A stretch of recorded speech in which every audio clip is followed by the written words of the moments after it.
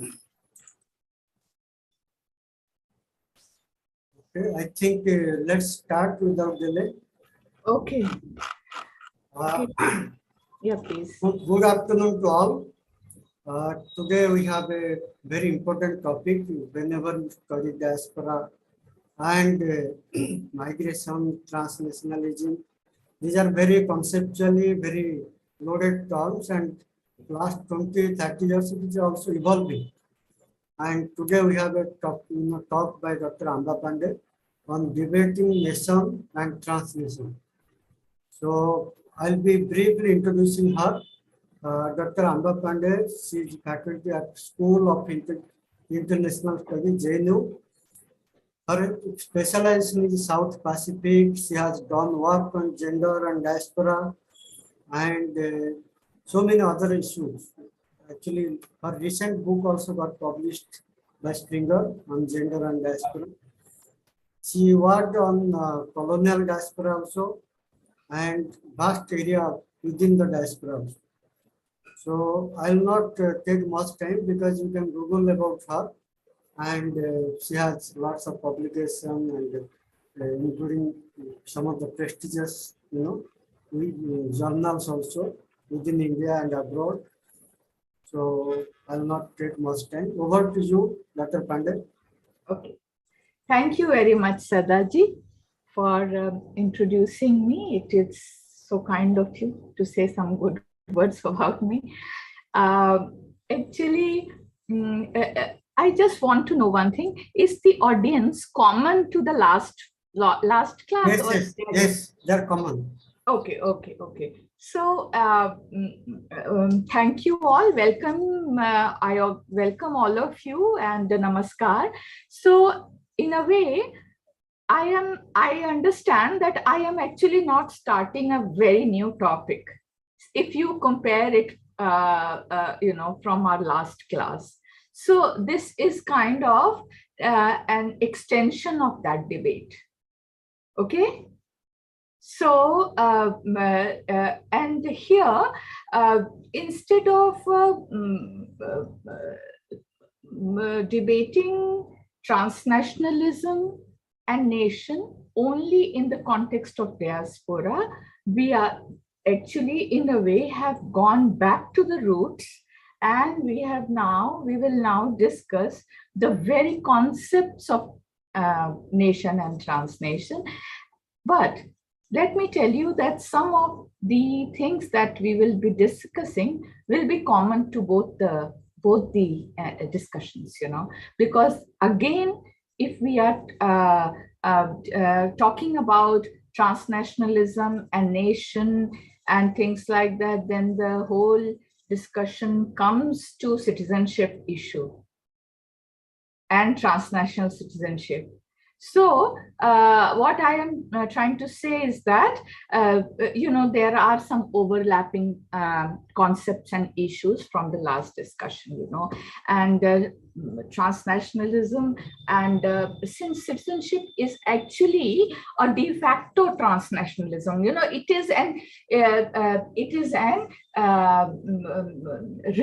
is a result of transnational existence, the transnationalism and state and nation, things like that. That is why citizenship is common to both the debates. So in this unit, what we are going to basically do is that this is the structure. First, I will introduce a bit. In introduction, I will basically say that what actually is the debate, where we go, we get confused. And then we have objective, and then what I'll do is that I will define the concept of nation, and then the concept of transnation, and then the different aspect of analysis of difference and similarity between the transnation and nation, and then what is the significance of this debate. That's how we are going to go about in this class.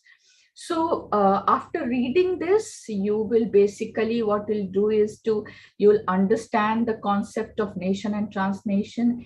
And this debate will also explain some of the debates that revolve around the nation and transnation, and also understand the concepts of citizenship and identity. In context of here, the concept of citizenship will not basically deal with the citizenship per se, but it will deal only with the idea of transnation and citizenship. So in this introduction, what I'm trying to say basically is that the nationalism and the idea of nation. So let me ask you, just keep aside transnation for a while. When I am talking about a nation, so do you get confused it with some terms? So what exactly comes to your mind? Can some of you respond? What is a nation? If I ask you, how do you conceive? Do you actually, what I'm trying to ask you, do you actually confuse it with the idea of state? Because these two terms are very often interchangeably used. You know, we tend to forget this difference of nation and state. So can you say something about it, some of you, so that I will actually come to know whether, you know, what exactly you understand about this nation and transnation. Hello, ma'am. Yeah, please. Can I try to explain the Yes, nation? please, please. Uh, Nation is the locality where the group of people live who have the similar culture, who have the similar language, who have the some similar connection with each other. Yeah. So I think state is the different thing, but nation is the nation is formed by a group of people with some similar characteristics. Yeah. So do you think that this group of people necessarily identify with one territory? This is actually I wanted to ask. Yes, we understand there is a group of people. Hello, ma'am. But does it really identify with one particular territory? Ma'am, can I answer? Please, please, yeah. Ma'am, my name is Animesh. Ma'am, state is definitely a territory where people reside. When you go to understanding the element of state, Yeah. so a territory with a population which has a government and its sovereignty constitutes the elements of a state. But nationalism is something much bigger than what constitutes a state, because the feeling of oneness, the brotherhood, with a very historical and cultural ties, are some of the essential elements that makes a nation. We are aware of Kurd, this ma'am, Kurd peoples. They have that bond, despite they don't have a state, but they are a people which we call nation, ma'am. Yes, very good. Actually, this is what actually I wanted to, all of you to understand and speak about it, because it is it's very common to understand nowadays, especially that nation and territory is something that doesn't go by hand to hand. It is sometimes, very often, nation and territory, they don't, but of course state has it has a territory, but nation now actually has crossed beyond has over the territory of a state, and hence, since it relates more to a consciousness kind of a thing that can be cultural, it can have a practical manifestation, but it's a emotion, it's a consciousness, it's a manifestation of a kind of belonging that actually is better to identify nation with. So this is what actually I would wanted to say. So basically in this as an introduction, I would like to say that many of the controversies surrounding the phenomena of nationalism can be traced back to revivalist views about what constitutes a nation. The idea of a nation is so widely accepted that its distinctive features are seldom examined or questioned. The nation is simply taken for granted. The term nation tends to be used with a little precision and often interchangeably used with the terms such as state, country, ethnic group, or race. The United Nations organization, for instance, is clearly misnamed as an organization of state, not one of the national populations, and it's contradictory as far as UN is concerned, because when you see the agenda that they have, it is about nations and nationalisms, but they mention it as a state in their manifesto. What distinguishes a nation from any other special social group or any other source of collective identity? In this unit, we shall discuss the idea of nation and transnation and understand some of the major debates pertaining to them. And once you understand this whole idea that nation actually is not relates to a territory, it would be very easy for you to understand the idea of transnation, because it is not, it's not about the contradicting it with the state. It's not.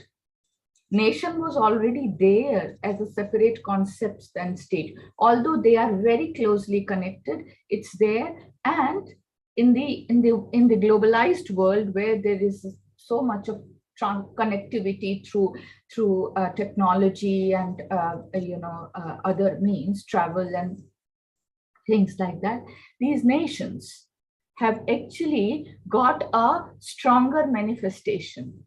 That's what it has happened in the present. So in a way, the idea of transnation was there. It's not a new concept. It was there. It is just that in this globalized world, we see it getting manifested in several ways very clearly. And that is the debate. That is the debate, not about the fact that it has suddenly come up and it has challenged the idea of state and state, nation states and things like that. It was there. If you see colonialism, the times, you'll see that there was a whole transnational connectivity all over the world. Even the citizens, the British colonial citizens were actually citizens of they had affiliation with the crown, British crown. And that actually came into being after independence. The separate states level citizenships came into being after the independence. So if you see, there is a very concrete history of transnational belonging and transnationalism, transnational economies. It's actually not a new concept. What we are today seeing, that it has filtered down from top to bottom, and you can see it till the local level. Well, what we call is glocal. This term of glocal that we used is basically a transnational connectivity of the local places to beyond the state. And that is what it is called, glocal. So this is what basically I wanted you to understand.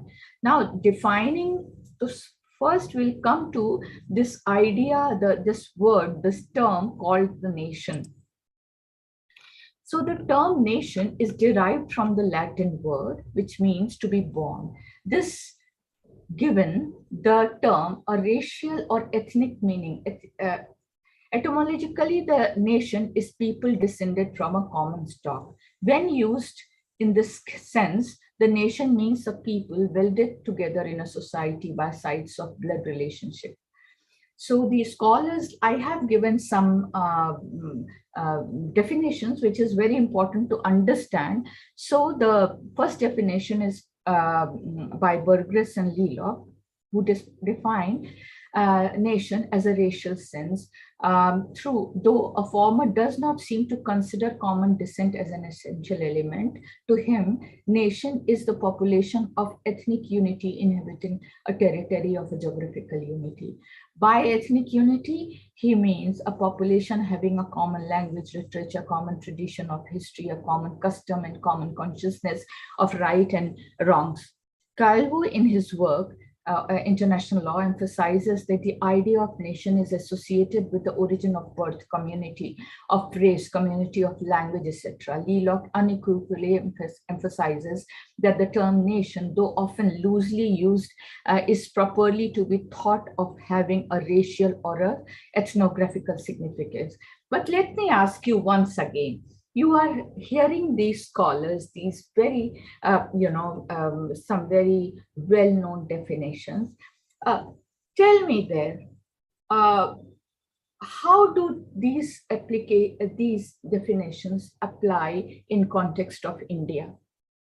Can you say something about this? Can you think something on this, about these definitions and how they are applicable to Indian context? Is anyone interested in speaking here? Okay, let me not waste the time waiting. I will go. Animesh, Hello. Yes. Please. Yes, ma'am. So I believe, ma'am, ki India is a case sui generis in its own form, because you cannot, equate Indian nationalism with one of the attributes that a nation is. For example, there is multiplicity of Indian languages. We have Bengali, Tamil, and Telugu. So language itself not a criteria for definition of our nationalism. When it comes to, ma'am, common descent, definitely, ma'am, we have uh, Aryans, Dravidians, and other debates also. So there is also not a same form of uniformity. So we can be called a nation with lots of attribute intermixing, having convergence, and not a single to define India as a nation, ma'am. Yes, very good. I'm so happy that you people also think on these lines. Anyone else? Okay. Hello. Oh, yes. Tell me, Manish. Yes, ma'am. Yeah.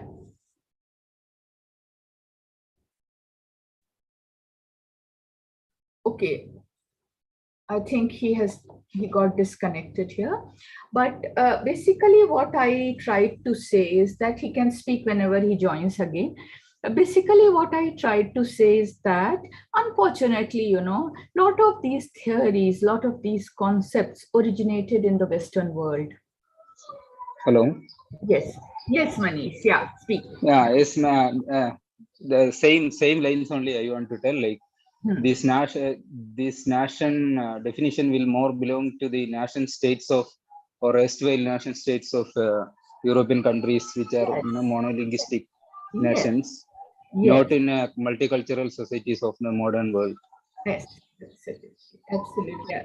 Very good. So this is what, since these concepts evolve in Western world, we very often see it that it is contradicting with our idea. And that is why for a very long time, it was said, it was not only said, it was taught, it was believed that India was not it doesn't fit into, it was not a state, it was not a nation. I agree that India was never a common one, very few times in history that it came under a centralized rule where it worked as a state, a common single state. But as far as the national thing is concerned, nationalism is concerned, India as a nation is concerned, this whole concept of Bharatvarsha was there, and that existed in a very, a kind of common consciousness, a belonging, of a historical belonging, which is very difficult to explain, but it was certainly there,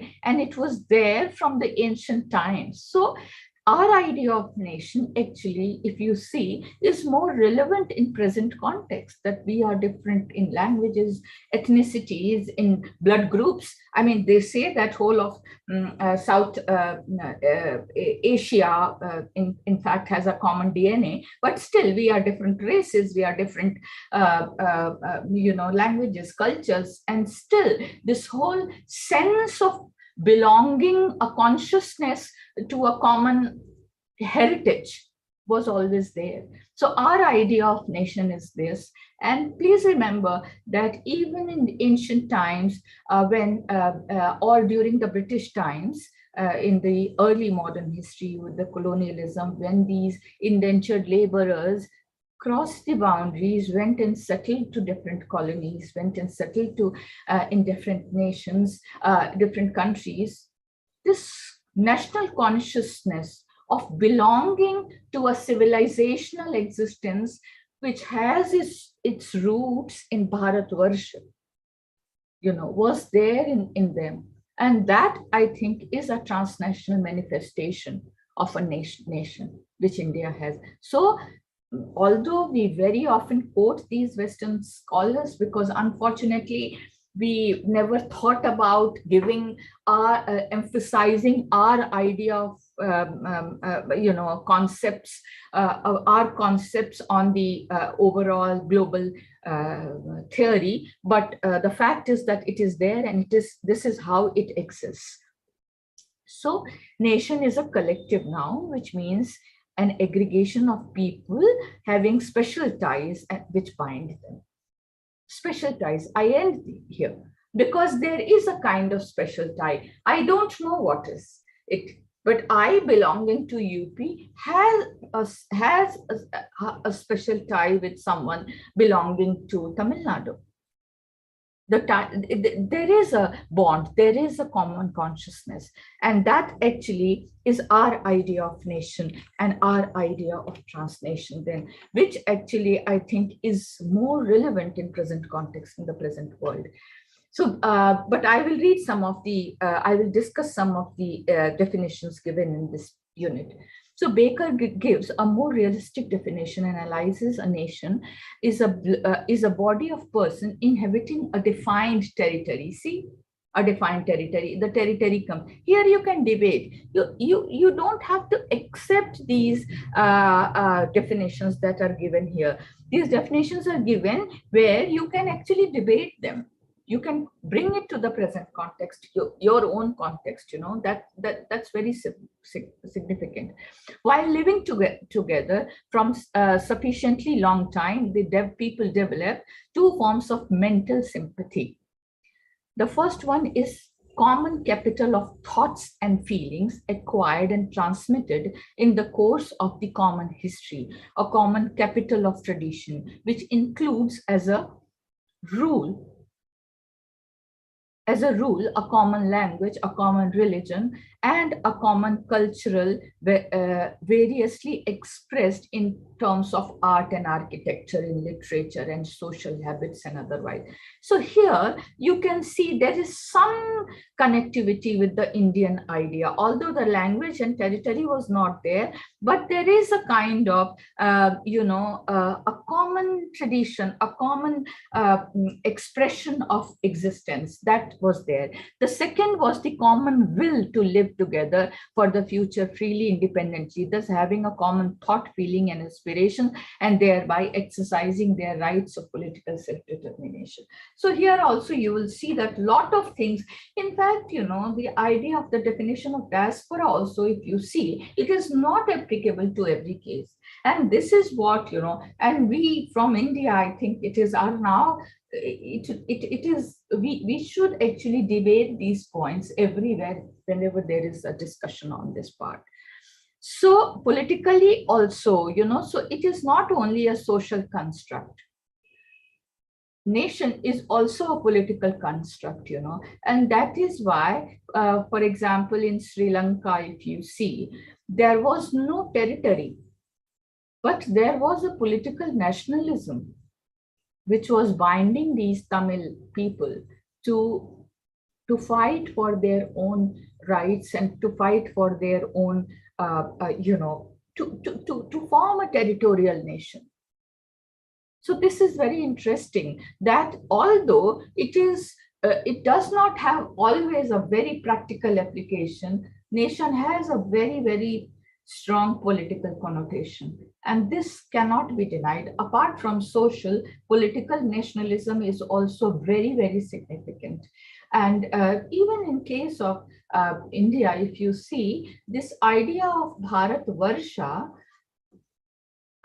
apart from this whole common consciousness, also had an imagination of bringing this whole Indian subcontinent into a single territorial state, which Chanakya imagined, and which is actually very relevant in these days.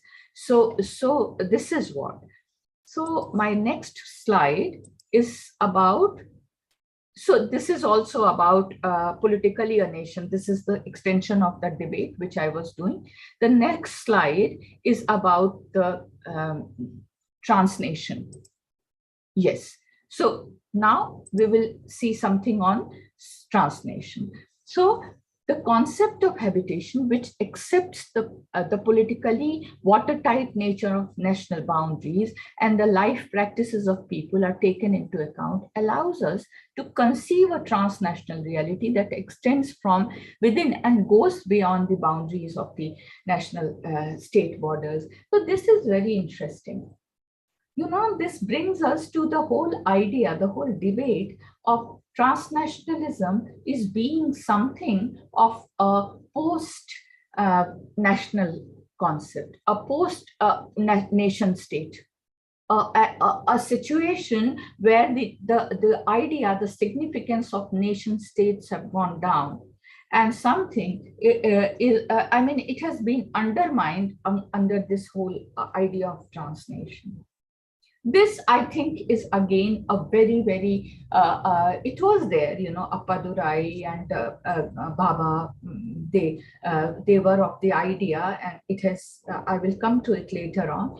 But if you see, it's not always true, because this nation thing, this whole idea of nation, although it has crossed the boundaries, the territories of a state, it has its roots inside a territorial existence.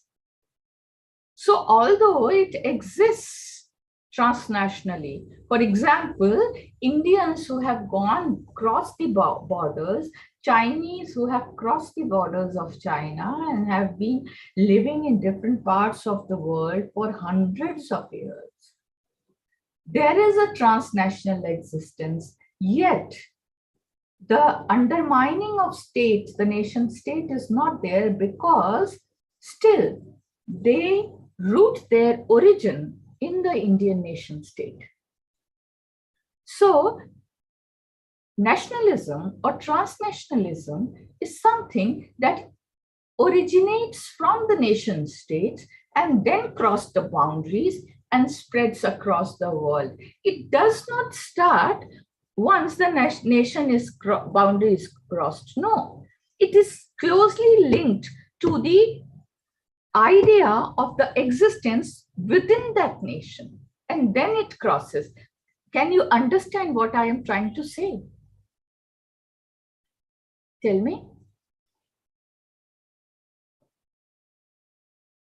Okay, I suppose that you understand. If not, then you can ask me later on, and you can stop me in between also and ask your questions. Yes. Yes. Okay. So this is what basically the idea of transnational actually is. It does not undermine the state, but it's something which originates from the states and then cross the boundaries and go to the other nation.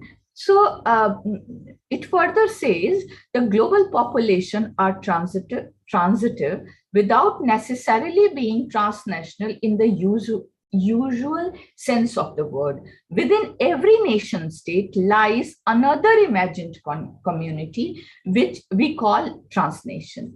The proliferation of states of exception reveals that the sovereignty of a state is more inimical to the freedom of national subjects, and the fluidity of transnation becomes an important element of hope for the nation living around the structure of the state. This is very interesting. This is another point that, for a very long time, the idea, as it originated from the Western concepts of state and nation states, it was believed that this idea of the nation states actually contradicts the personal freedom of the citizens. How? Because it restricts them into a territory. So a nation state actually restricts the idea of nationalism also into the territorial boundary. This was what it was believed, because an individual's idea of nations, or the freedom to think itself as a global citizen, actually contradicts, and it was being hindered, it was being contradicted by the establishment which exists within the nation states. And for a very long time, this existed. But because this whole thing of people crossing the borders, yet belonging to the home country, came very late. It was accepted very late. For a very long time, it was believed that once they cross the boundaries, they are gone beyond the national territory and they don't belong to this nation now.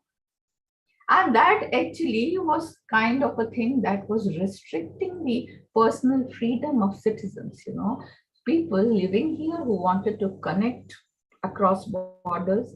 But transnationalism actually also gives a hope to citizens about a freedom, a sense of liberty for them to connect beyond the territories of a state, yet belong to this whole idea of nation which exists within India. For example, supposing one of you whose child goes and settles in US or UK or Fiji or Caribbean, anywhere. Tell me, would you not like to have a very, very close connectivity with that state, with the people there, your own people who are living there?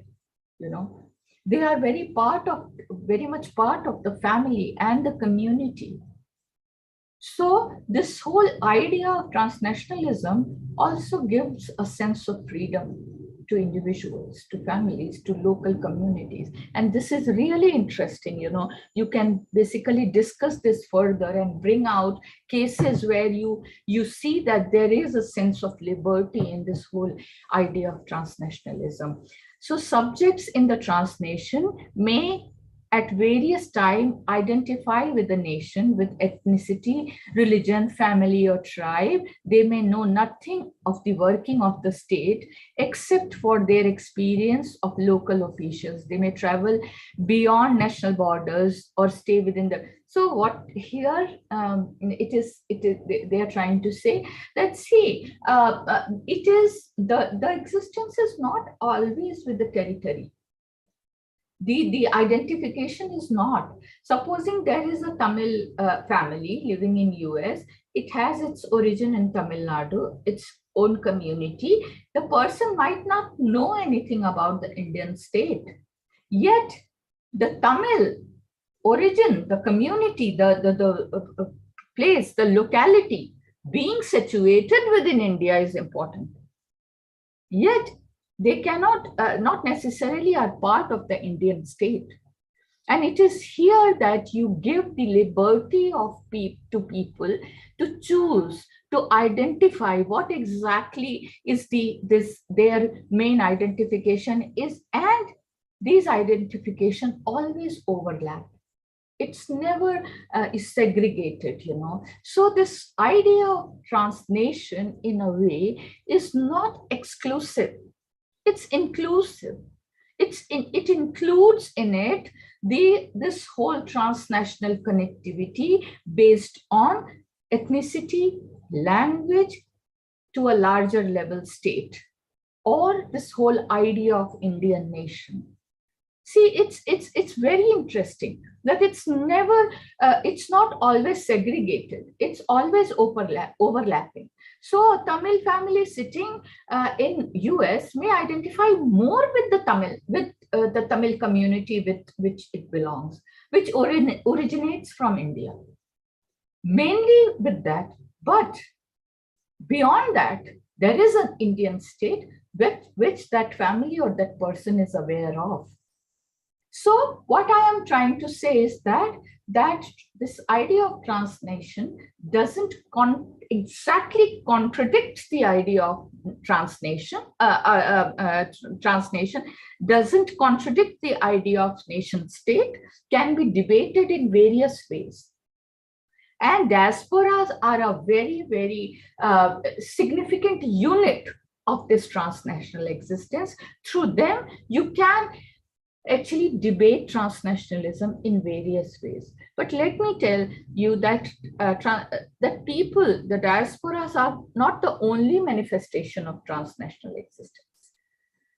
You know that economy itself has a very, very strong transnational existence, the economic connectivity all over the world. But it also has a very negative connotation, because for a very long time we believed that multinationals, which are transnational in their existence, are actually supranational bodies which undermine the people and actually are a source of exploitation. So transnationalism also has a very negative connotation in context of economic transnationalism and in context of terrorism and this mafia and illegal trade and things like that. So it also has a very strong economic connotation.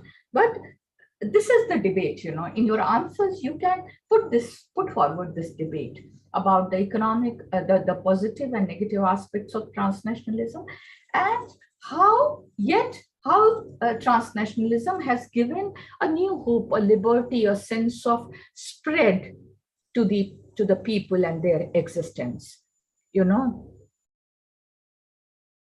And here you can also give, in this unit, there is a discussion on Gujarati community and how they are spread all over the world, and yet they are so much transnational that they are connected to Gujarat, they are connected to Gujarati communities in other countries and things. Gujaratis are a very strong transnational community. And it is not only with India. Trust me, I have done some study on Gujarati community in Fiji, and there is a large Indian origin population in Fiji, but Gujaratis are the ones who are most transnational.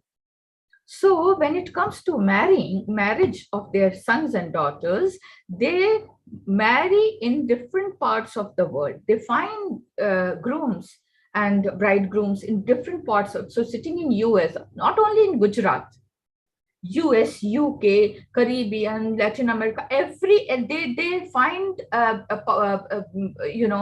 partners for their children from anywhere in the world. So, and that happens because of this transnational connectivity. And yet they are there, yet they are very much linked to this whole territorial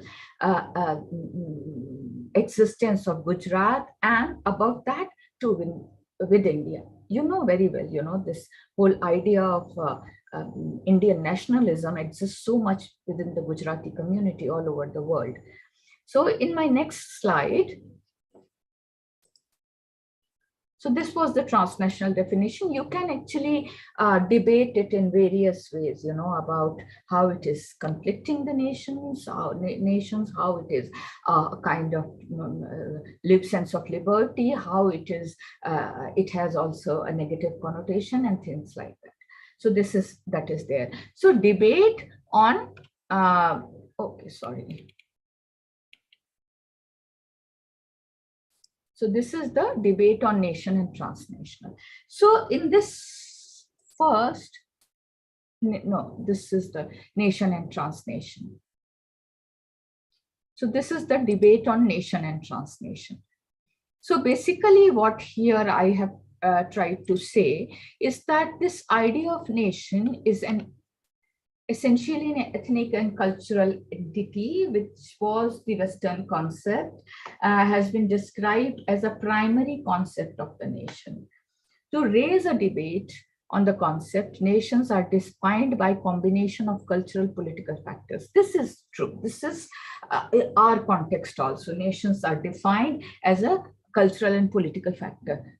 Culturally, they are a group of people who are bound together by a common religion, language, history, tradition, history, tradition, or consciousness, whatever you say. Ultimately, however, nations define themselves through the existence of a shared civic consciousness, classically expressed as a desire to achieve or maintain statehood, which is true for India also. The transnation extends beyond the geographical, cultural, and religious imaginative boundaries of the state, both within and beyond the boundaries of the nation. It is a space in which those boundaries are disrupted, in which national and cultural affiliations are superseded, in which binaries of center and periphery, national, self, and other are dissolved.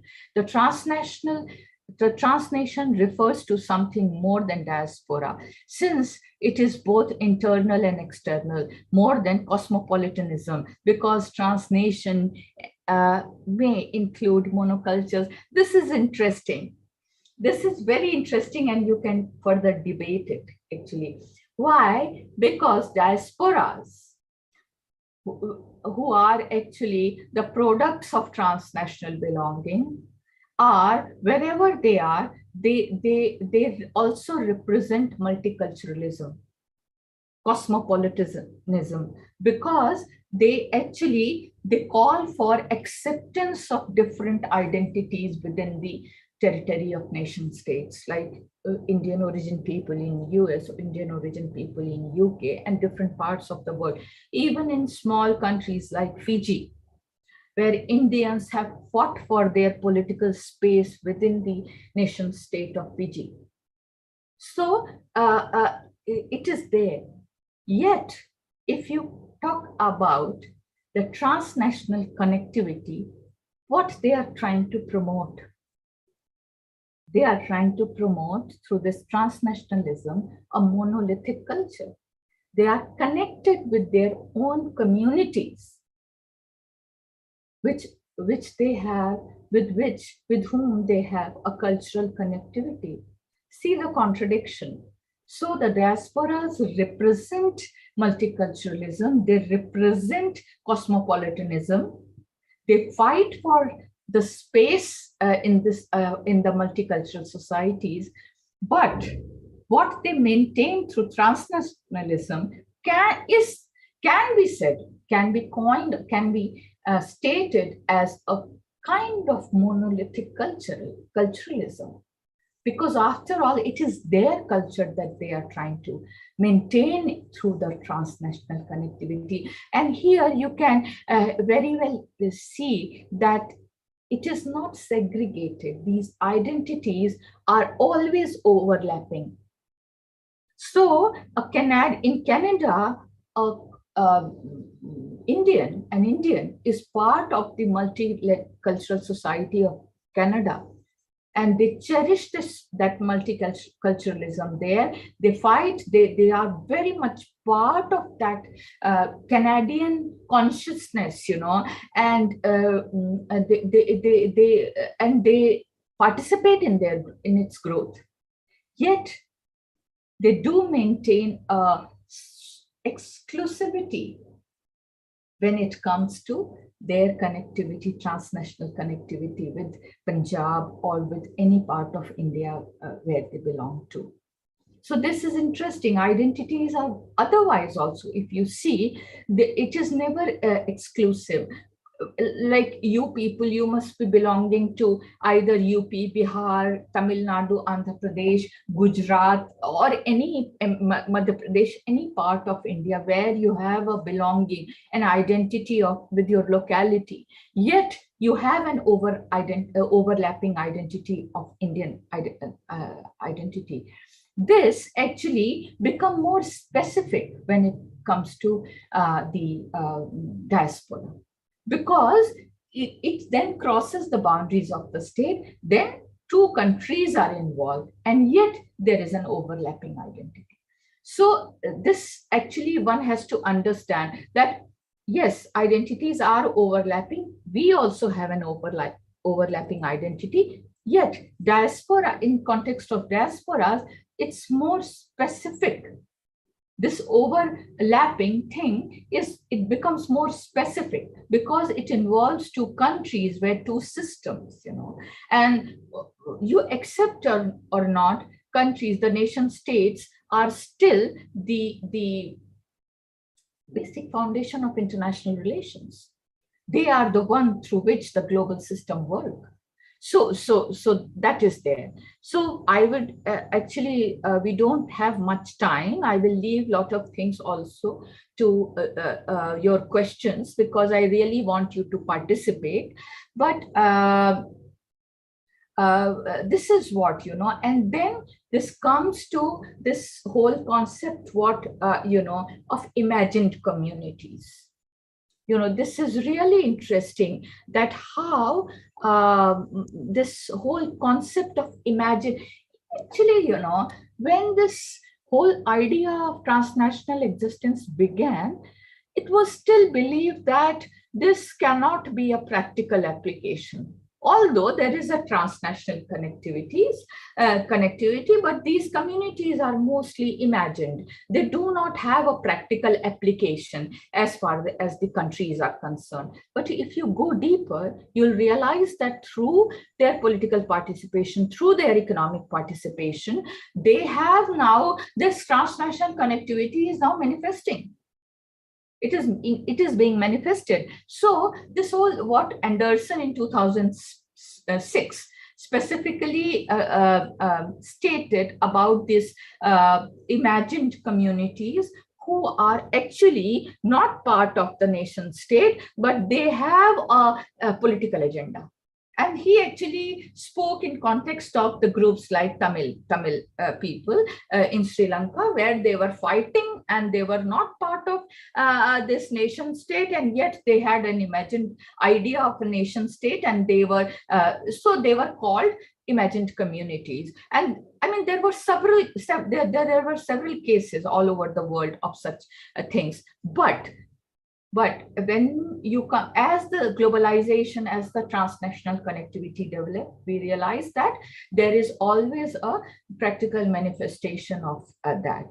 Moreover, one more point is there is that, there is this, some scholars, as you can see in this slide, in the next slide, in this one, yeah, there is this identity politics. Imagine, this is a macro phenomena. Some scholars, like you can note down, these people have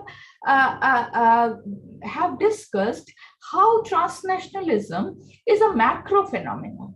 There are several micro existences within that, but transnationalism is kind of a macro phenomena which exists beyond the boundaries of a state, where still it is not delinked from the state, nation state. And the people, the transnational populations who are actually operating transnationalism are actually also part of a nation. They fight to be part of nation states. So that actually, this contradiction, this contradictory and overlapping existence is very interesting if you see, and you can discuss it further. And one of the practical applications that we discussed last time also is the dual citizenship, that you can see in context of India also, and in context of European Union also. Some of the scholars who actually talk about the undermining of boundaries of nation states in context of transnationalism, and they give very often example of European Union, that after all the boundaries are undermined, people are moving, the economy is a common, currency is common, and things like that. Some of the factors that we relate with the state, that has become. But if you see, even EU has a boundary. So the facilities that European Union gives to its citizens, for example, a cross-border free movement, is not given to me. It's not given to someone from Japan or someone from US. So that unit also operates within a boundary where the citizens, there is this overlapping concept of national citizen and then EU citizens. This also operate within this boundary of either the nation or the EU. So these are some of the very interesting debates. And last time also, when I said that actually these concepts are still evolving. The debates, the concept, the theories are evolving. They are being adopted by different streams and being interpreted with within their own context. So geography, sociology, economy, diaspora studies, literature, everything is now taking transnationalism as part of their debate and part of their understanding. Because literature, music, if you see it, always had a very, very strong transnational existence. Literature is still, it's a very, very strong transnational connect. So this is the whole debate that we actually I wanted to bring forth here.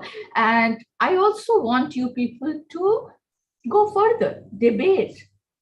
These are evolving concepts. We can further, last time we discussed that how dual citizenship has a very, very, it's a very, it is not taken very positively, either within the home state or in the host state. In Fiji, still, they are very often the constitution, whenever there is a coup, a new constitution comes, and the first thing they do is to bar Indians from taking the highest position and blah, blah, blah. Again, then there are economic sanctions put by Australia, New Zealand, and Commonwealth countries, and then they again, bring reforms in the constitution and allow Indians. So that is there. And India also, you see that if there is a voting thing happens, I think Indians would not like the US citizens or, people sitting in US coming and voting. Although we have now allowed Indian citizens living wherever in the world, Indian citizens only, holding Indian passports to vote, to come and vote in India, still that is debatable. And also about this funding of political parties, last time also we debated. These are concepts, which are still, we don't know how it is going to manifest politically and economically. We don't know. But they have come into existence within this globalized world, and that actually is very relevant and something very interesting that we can debate on. So in the end, I would like to say that people in the 21st century will claim multiple political and religious identities to both national and transnational groups. The critical task is to understand the way individuals and organizations actually operate across cultures and the cost and benefit of these arrangements. It is to understand how ordinary individuals and organizations negotiate these challenges, who win and who loses, and how they redefine the boundaries of belonging along the way. This is very interesting. They really redefine the boundaries, in this transnational world. But let me tell you, I have worked on gender, and I have several publications on gender and migration, feminization of migration, women in Indian diaspora. But let me tell you, this whole idea of multiple belonging is not very unique to women. It has been there with them. Women know how to belong to this multiple identities, They know, because not only in terms of country, in terms of families also. So at the same time, they belong to two families, and they are very much part of these two families. So it's interesting to see. And as last time I told you that it was the first time when this whole question of dual citizenship came. It came in League of Nations after First World War, and it came in context of the women migrating as wives, and how they can be accommodated in the nation states. So I will end here, and I will encourage you to participate in this discussion and ask questions. Thank you.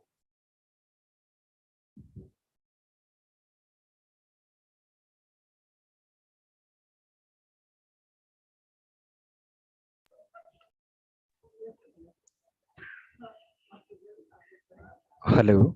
Yes. Thank you, ma'am, for such a brilliant, insightful lecture. My question is something revolving around the homogenization of culture, ma'am.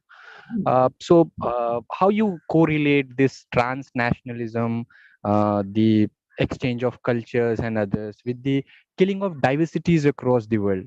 There are instances and cases where local cultures has been, superseded by this transnational Western culture and others. So, how you correlate these two terms, homogenization of culture and transnationalism?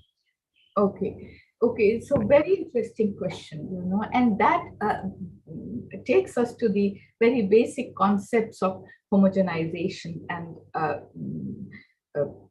cultural diversity, and what you say. Last time when I was talking to some Indian origin people in Fiji, that actually, I have worked on that area, so I very often interact with them on these issues. What they told me? They said that it's good, this transnational connectivity, it's good. But what has happened in Fiji? We have adopted some of the very bad cultural traits of which exists in India, but which we had left long back. So this is one aspect, that through this, what I said, this monolithic kind of a culture that we try to promote through this connectivity. Dr. Pandey, we have another class now, so we have to wind up. Okay. So this is actually very interesting. So what happens is that, in PG, the marriage ceremonies used to be very simple.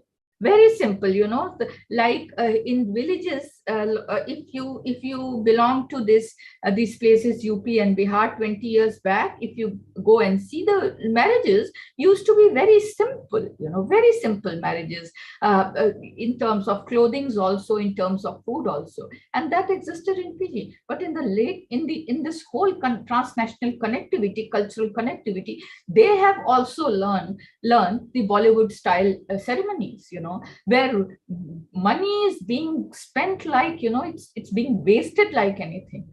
And yet they have adopted it, this whole kind of songs and clothes and things like that. So this is one aspect, and that is why we are seeing a kind of cultural monolithism in transnational connectivity. But I strongly believe that monolithic cultures are not normal. They are abnormal formations. They cannot exist. After some time, one generation on, and these monolithic or the homogenization of culture is going to break within India or outside India.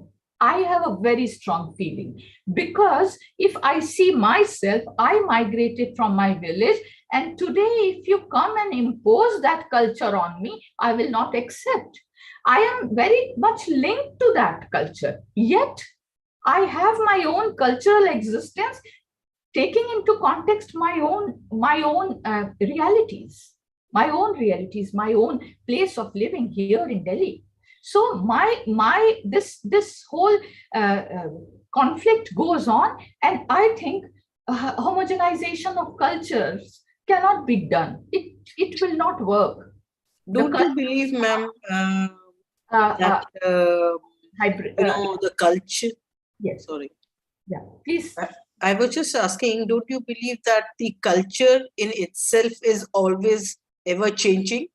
Yes, it's a dynamic process.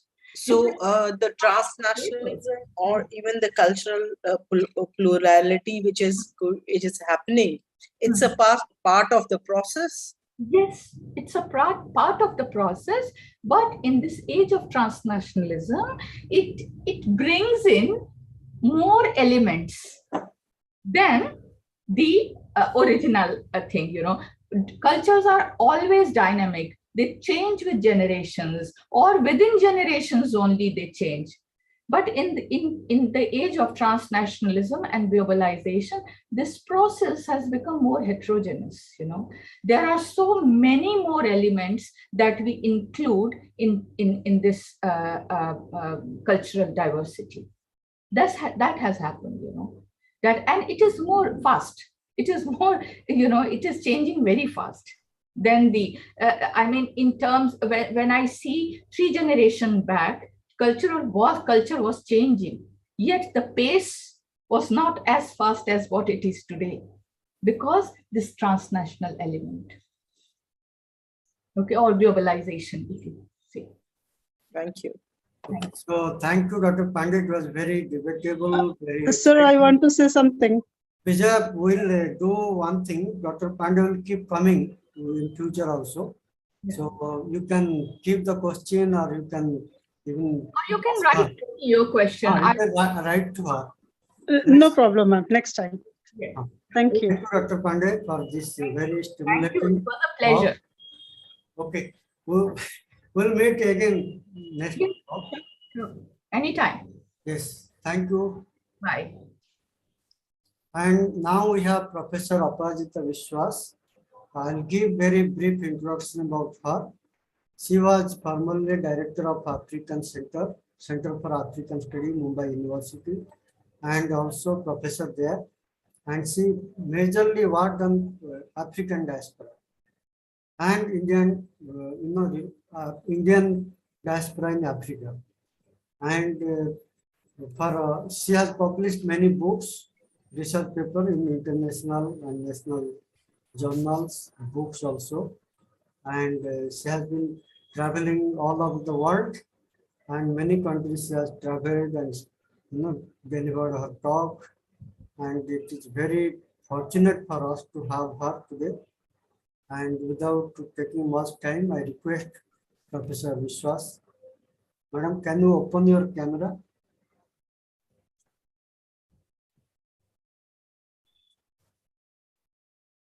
Madam, you can open your camera.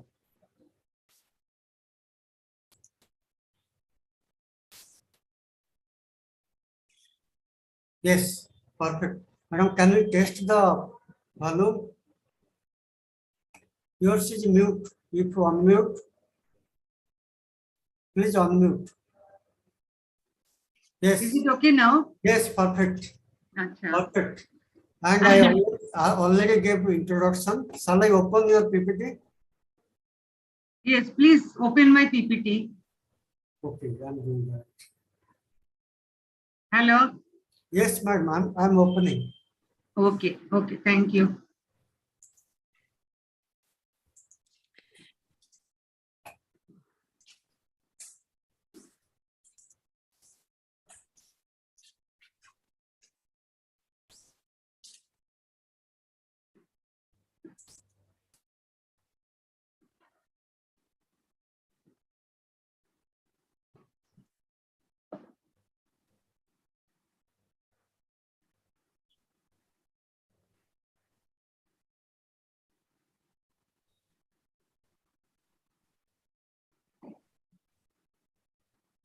Madam, meanwhile, you can just I have started. Meanwhile, I'm starting it. Today, I have been asked to speak on the Black diaspora. So the diaspora, Black diaspora, African diaspora, these are terms used in the 1960s and 1950s and 60s by the English-speaking people, and English-speaking and also the American scholars. So first, if I define diaspora, can you see the PPT? I can see the PPT, but how to change it? I'll do that. You just tell me next. Okay. Okay. So, so first, you can. I cannot change your word, Sadhanand. Yes. This is first. I'm giving the definition of diaspora. What is diaspora?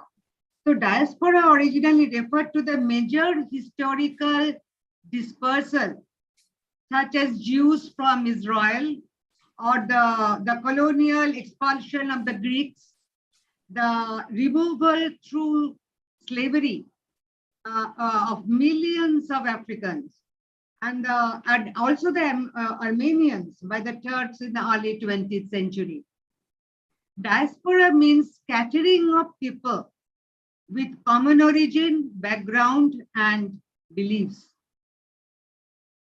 So now if we say that, what is the difference between diaspora and migration? These questions can come to your mind. So diaspora refers to, we can say that diaspora refers to a population that shares a common heritage, who is scattered in different parts of the world. Or the migrated people, the migration refers to people moving to different areas in search of settlement. So the first is that to understand the what is the objective of the studies today that we are discussing on. To understand the definition and the concept of Black diaspora, that is the African diaspora, comprehend the transatlantic and the Indian Ocean slave trade in the context of the origin of the Black diaspora, and appreciate the Pan-African movement and the diaspora linkage. So the first African diaspora, if you talk about that first African diaspora, it has took place in hundreds and thousands years ago. That is a voluntary. They were going to different countries of Africa for the as a traders, as merchants, slaves, soldiers, and others to. Afterwards, they are going to Europe, Middle East, and Asia. Thereafter came the fourth and the most widely studied diaspora, that is Atlantic slave trade and the African slave trade. And the fifth major diasporic movement came after 19th century, notable after the abolition of slavery in the Americas and continues even today. So while the wide-ranging historical conception of diaspora may not be easy to comprehend, however, the scholars predominantly view it from the reference of Atlantic experience of the forced diaspora or the Black diaspora. So nevertheless, both these terms ignored the African dispersal too, and these diasporas of Asia and Europe. In fact, some of them took place much before the dispersal of African diaspora. We will see that Indian Ocean diaspora too took place much before Atlantic slave trade, but it is not much being discussed, or it has not been much been written. So when we talk about the definition, Shadana, next slide, please. the noted when we talk about the definition, the African and black diaspora is voluntary and involuntary movements of Africans and their descendants in various parts of the world during the modern and pre-modern periods. So for example, that African diaspora consists of a diaspora located in other countries outside Africa. For example, in Spain, it has existed in Germany, exists in Mexico and Puerto Rico, and of course in USA.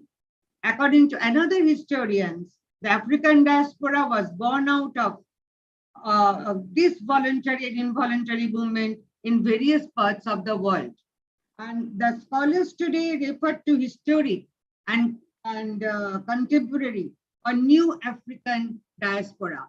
So African diaspora population include, but not limited to, African Americans, Afro-Caribbeans, there may be Afro-Latin Americans, Black Canadians, descended to enslaved West African brought to the United States, Caribbean, the South American during the Atlantic slave trade. So it is a huge, I would say, the involuntary movement during the transatlantic slave trade, movement of the Africans to the different people.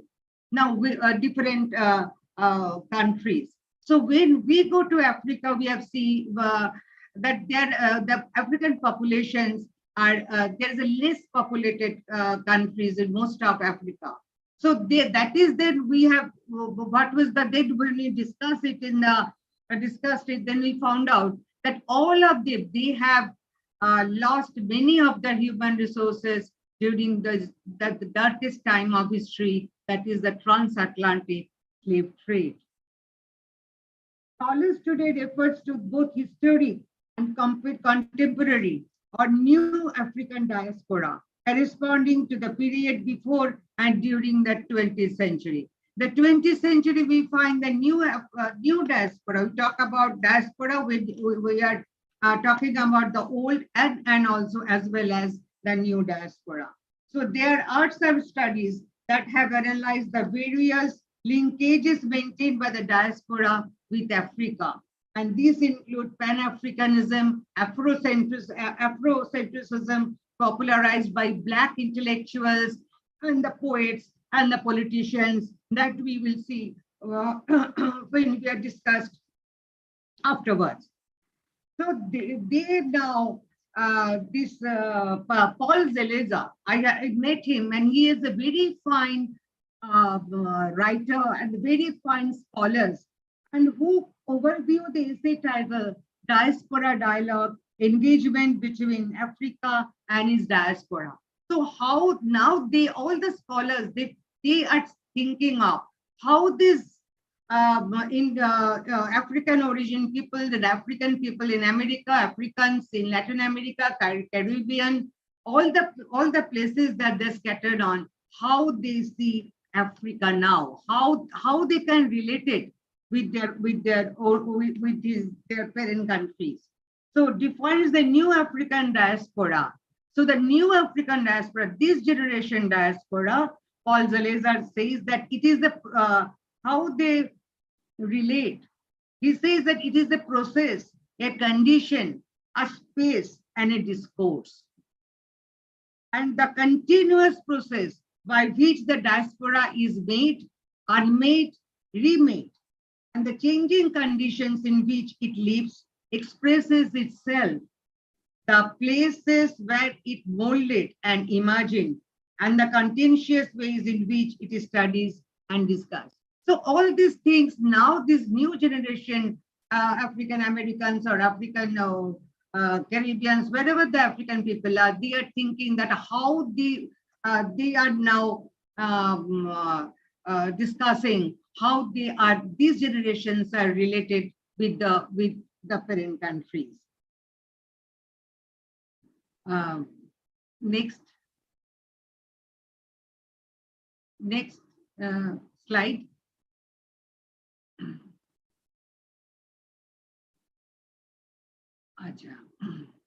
Then there are some studies that have analyzed the various linkages maintained by the diasporas with Africa. This includes Pan-Africanism, I will discuss it afterwards, and Afrocentrism. Now the African Union, which talks about that United Africa, defines that African diaspora as people of African origin living outside the continent, irrespective of their citizen and nationality, and who were willing to contribute to the development of the continent and building of the African Union. So they are thinking about they have defined that African diaspora as the people of like the people of African origin living outside the continent, although they are not coming to India to Africa, but they are irrespective of the citizen nationality. They are thinking, they are contributing to the development of the continent. When we were afterwards in the discussions, it will find how they are contributing to the development of the African nation. And the next.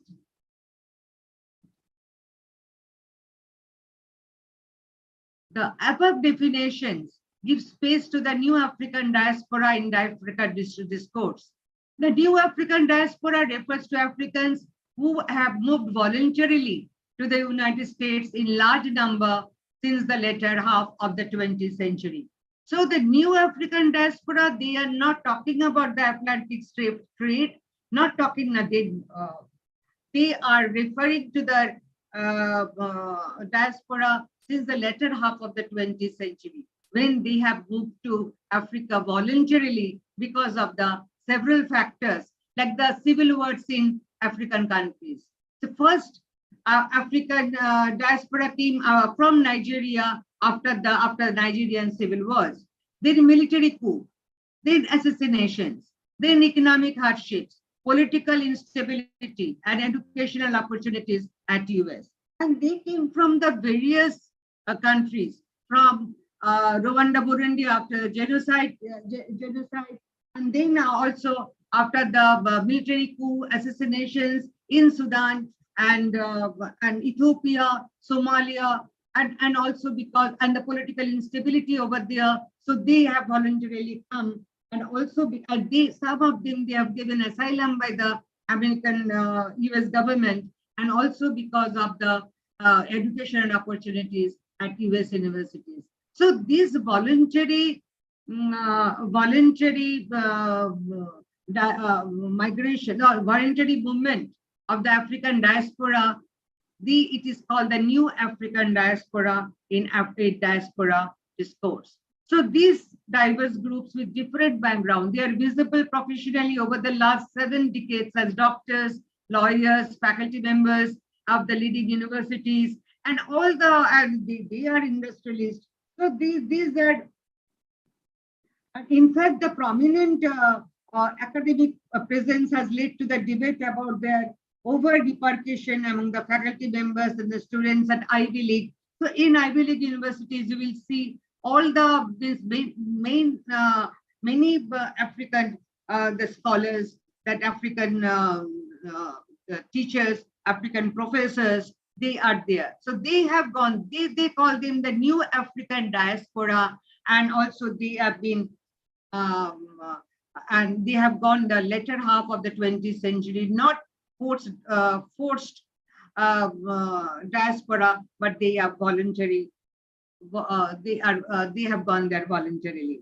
Nevertheless, diaspora is making significant contribution to the development of the home countries. In fact, among all diaspora, African diaspora is the most prominent in supporting the local livelihoods and supporting the national development, national development in Africa, how we will talk it afterwards. Now we are talking about the Atlantic slave trade. This Atlantic slave trade, one of the worst form of violating human rights in history, I would say. That for over 400 years, more than 18 million people were forcefully removed from Africa and were subjected to the tragic transatlantic slave trade, one of the darkest chapters in the human history. So I have got one this photo from the website, and I just wanted to share with you that this mark the 24th anniversary of perhaps the darkest episode in the grim history of the British slave trade. And the slave owners to 133 Africans from the Liverpool ship zone because of the shortages of drinking water.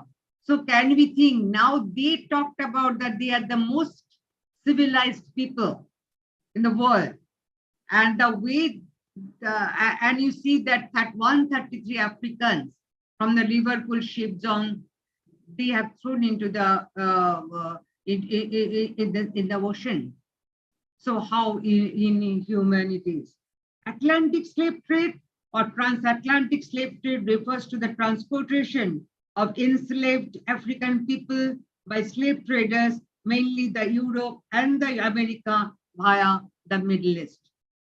The Portuguese first started the slave trade, first engaged in the transatlantic slave trade, followed by other major maritime empires, including Spain, Great Britain, North America, Dutch, Holland, France, and the Denmark.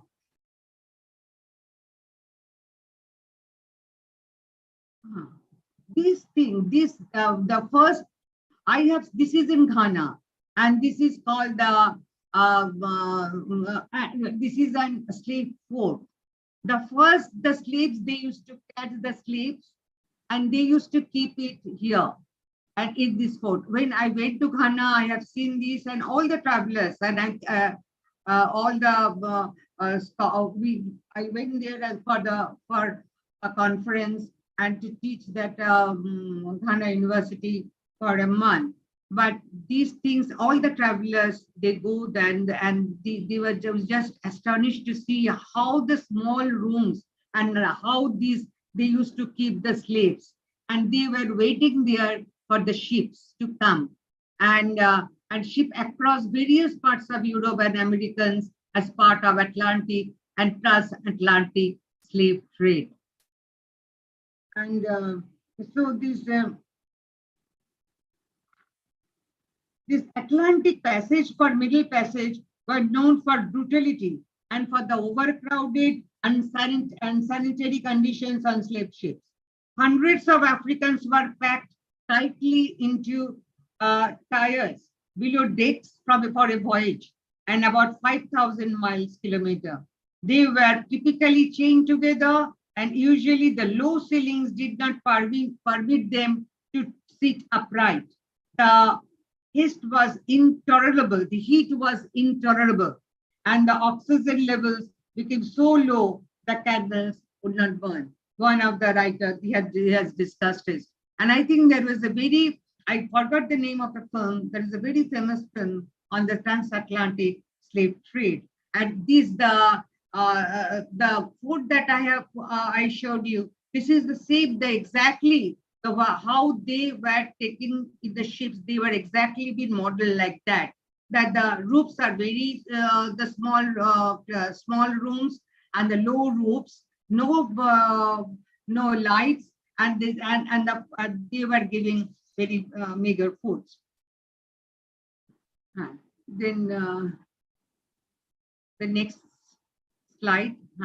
Most historians believe that the slave trade had devastating effects in Africa. Economic incentives for warlords and tribes to engage in slave trade promoted an atmosphere of lawlessness and violence. So they were giving, the Arabs are mostly, they were the slave catchers. They were going to the hinterland because they used to bring the European ships and the people inside, and they used to catch the slaves, and there was lots of lawlessness and violence. They have all over. So most and depopulation and continuing fear of captivity made the economic and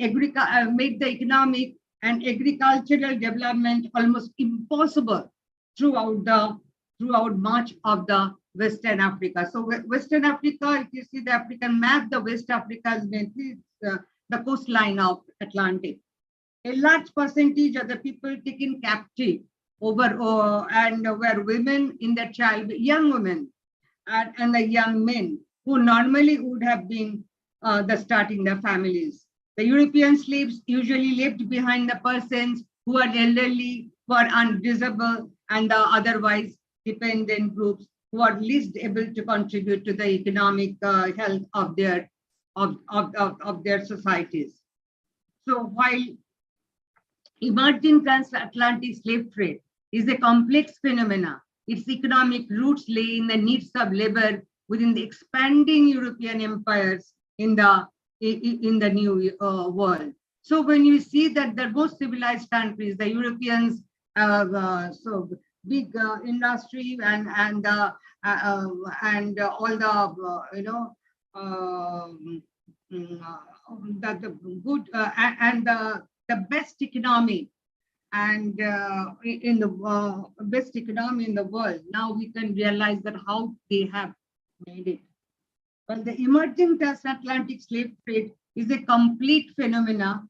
Roots lay in the needs for labor within the expanding European empires in the New World. Many native workers have died due to disease.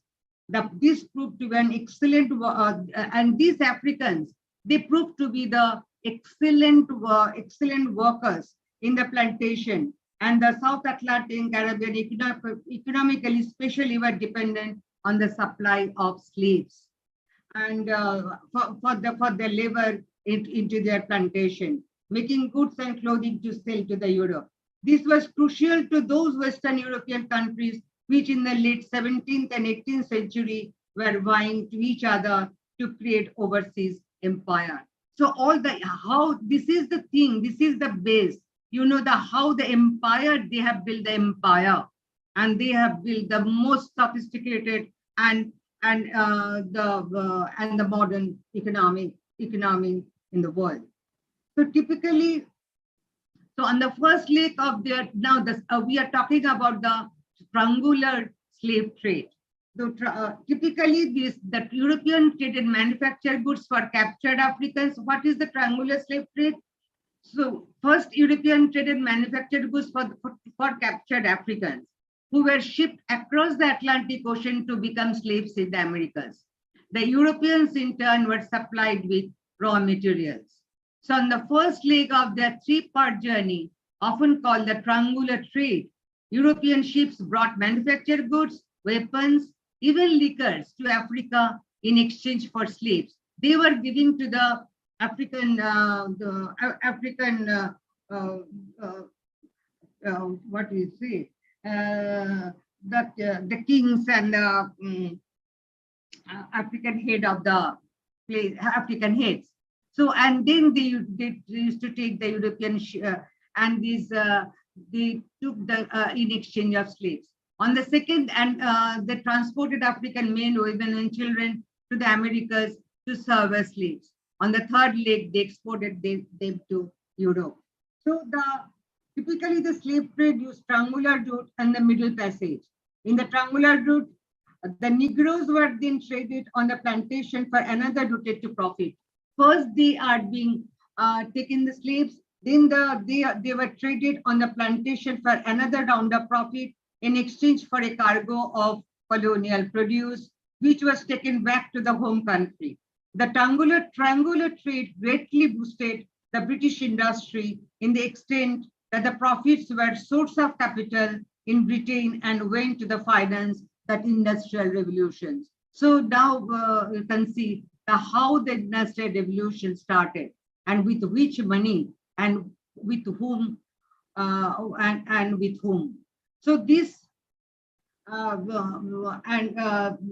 are many writers about this, and one of the prominent writer is a Hugh Tinker. If you get the books of Hugh Tinker, please read, and you can really understand how this transatlantic slave trade or the triangular slave trade have enriched the empires of US and the empires of European empires and also the United States. Next one.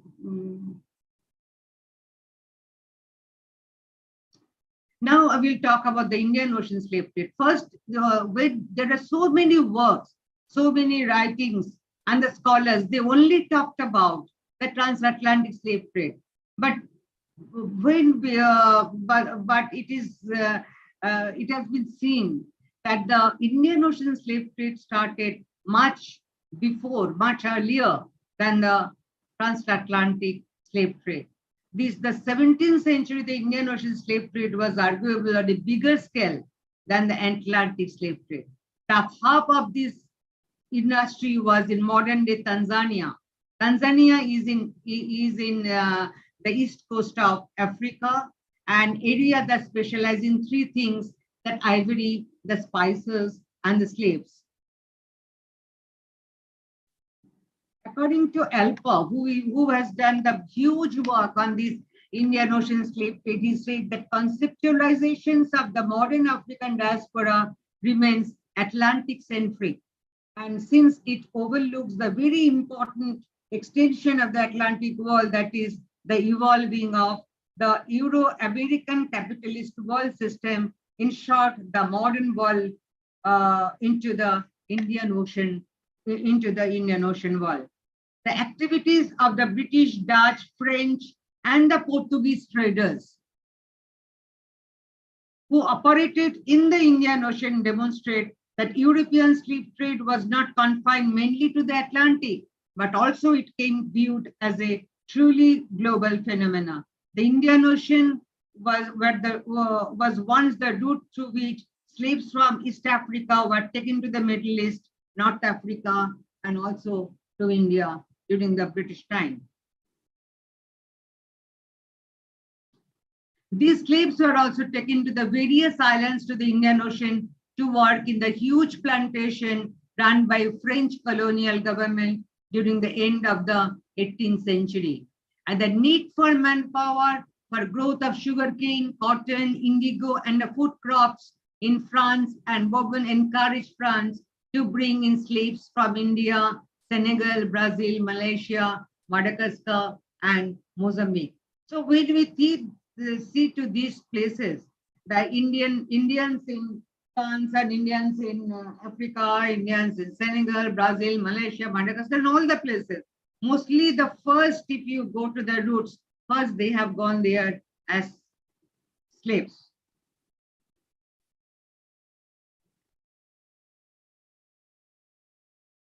European trade exported 5 million slaves with the Indian Ocean, and Indian Ocean between 1500 to 1850, and almost that same amount were exported from Indian Ocean to the Americas during the same period.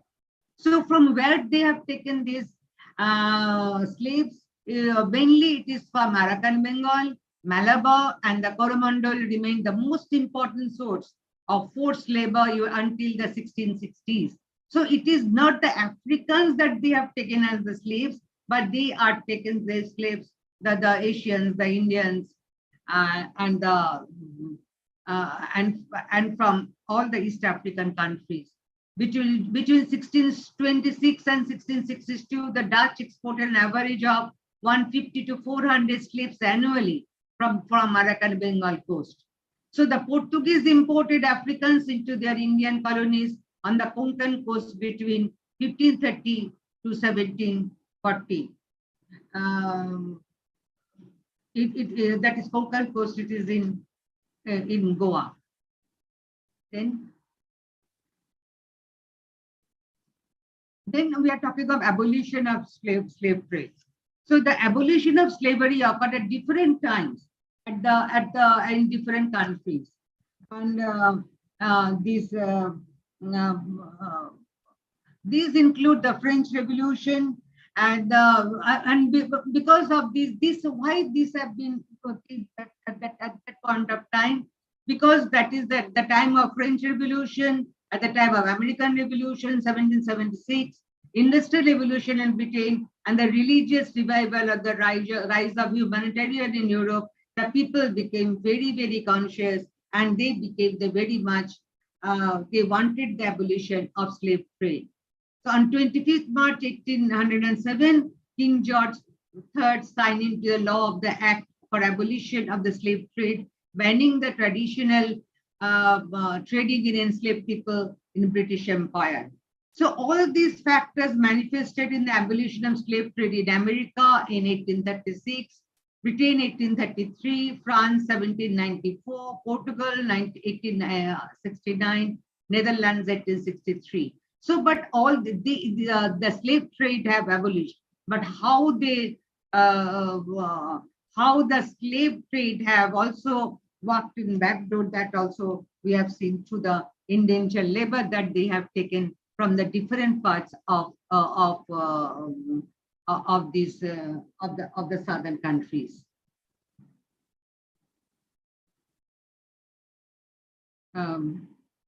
Next slide, Anand. However, the slave trade, as I say, that it continued in the guise of indentured labor in areas where slavery had been abolished. So first, indentured labor, when we are talking about, when I was studied about the India-Africa relations, and if you studied there, you see the first indentured labor they have started in 1860, immediately after the abolition of slave trade. So they used to take from their colony the coolies. They used to say the coolies to work in their sugar plantation in South Africa. They have taken to Africa, to East Africa, and also for the constructions of the railways. So all the British, they are all British colonies, and these and also the French colonies. So all these people from India, they have taken to work there. So in this quest, they went to search around the world, tapping the population in China, India, Indonesia, Pacific Island, Mexico, Europe, as well as in Africa itself. So all the places, so they have gone and they used to bring the indentured labor. They don't take to replace the slaves. They don't talk it slaves. So on this line, Hugh Tinker has given an excellent book on that, how the indentured laborer used to function. The service conditions are more or less same as the slaves, but they have only thing that, however, when the contract was over, many of them returned to their home country, and many others stayed back and were absorbed as part of the diaspora. So they don't say them that slaves. They used to have the contract. So the Indians, we are talking, as I worked on Indian indentured labor, so I have seen that they are giving, that time, British India, they are with the poor, there was the famine, no jobs, nothing. So they wanted some kind of, opportunity in the various places. So Africa was one of the places the British used to take this indentured labor. So they used to have the contract, and while many of them returned to their home after the contract, but others, they stayed back. They say that what we do after in India. But after this, these people has contributed hugely in the economic development of the African countries. So today, this is not the place that we discuss that, but afterwards we can discuss about how this Indian indentured labor has contributed to uplift that this African economy. They used to take this small place, these stationary things to the hinterland where nobody used to go, and they used to take that, and the first civilized things that Africans have seen through Indian indentured labor. And then next. And now this to the diaspora linkages, the Pan-Africanism. Pan-Africanism is united Africa. Pan-Africanism is worldwide intellectual movement that aims to encourage and strengthen bonds of solidarity between all people of the African descent all over the world and all over the world. It helps us to understand two important questions. How do different African diaspora remember, imagine, and engage Africa, and which Africa is temporal or spatial terms? So just think about that. The whole history have been lost during that transatlantic slave trade. And these in Mauritius, they are now trying to have they have listed some of the slaves, the name of the slaves. So who have come first from India and some other countries. So if anybody, some of the people, they want to come to India to search of the roots. And sometimes they have to refer to the Mauritius, that museum, to see to search for the names to the great grandfathers or grandmothers. And then second, this is a too important question. Pan-Africanism started like that. How do different African diaspora remember? How they remember? There is no other, it has been lost in the process. And second, how does Africa, or rather the different Africas in the temporal and spatial framings remember, imagine, or engage their diaspora? How they remember and how they engage their diasporas. So this is the Du Bois and George Padmore are the most prominent Black intellectuals who advocated the Pan-African ideas.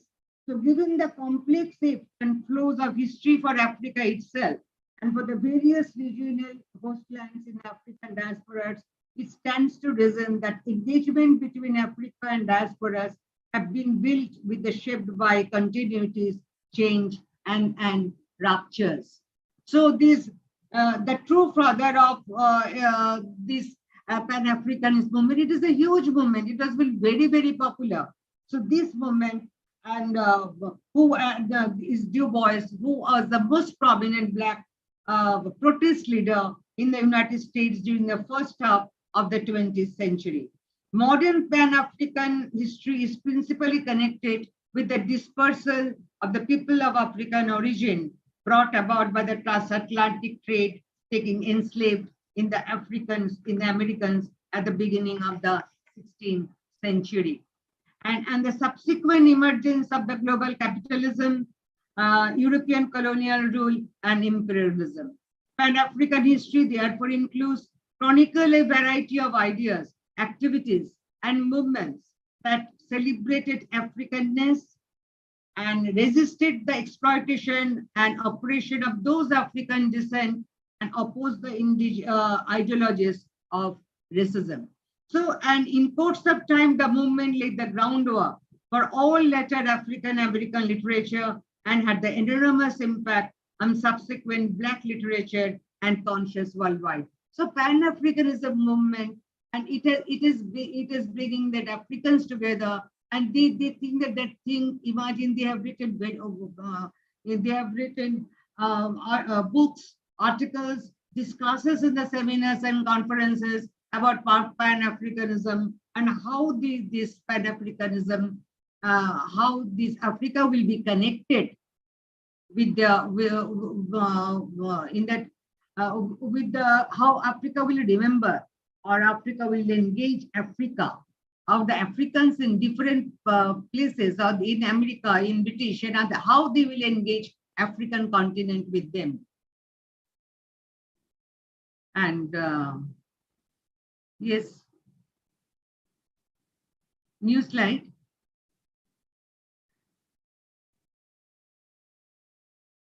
Anand.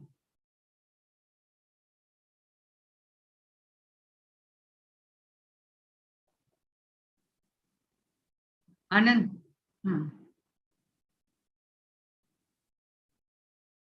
So then,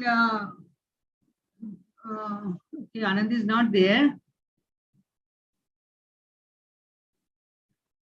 Now we are talking, this Harlem Renaissance was considered to be the rebirth of African American arts during the years of after World War I in the Harlem section of the New York City. So New York City is the most, the Africans, the majority of Africans live there.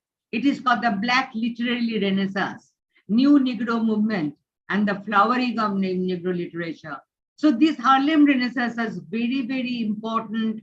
The movement of the Black people, the Black, which started in the New York City of Harlem. So this movement began to challenge the white American writings, art, music, They wanted to celebrate the fact that the African culture had survived through the terrible years of slavery and was being reborn. So all these things, now they are the Africans, they wanted to take they become leaders themselves. They say that we are not about, we don't want to learn only with the American writings, but we have to enjoy our own art and music, and we have to celebrate that. By the late 40s, African American intellectual leadership of the movement has receded, with Africans now taking the lead. And the most important figure of the period was Kwame Nkrumah of Ghana. So now he has written the famous book of Neocolonialism, that how the colonialism came back to Africa through the back door. And he took the leadership of the Pan-Africanist. He was one of the known leader and one of the famous leader of this Pan-African movement. Many African Americans shared the developments in Africa. Nkrumah went on to lead the movement for independence. Then Nkrumah, he was Ghanaian, and he led the movement for the Ghanaian freedom movement.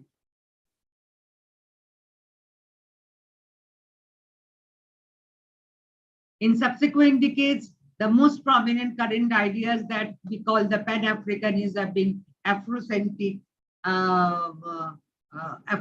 movement. So these, all the movement, Pan-Africanism, Afrocentric movement, they are gained significant legitimacy in the United States from the 1960s as a result of this civil rights movement, their multicultural movement, and the immigration of the large numbers of non-whites.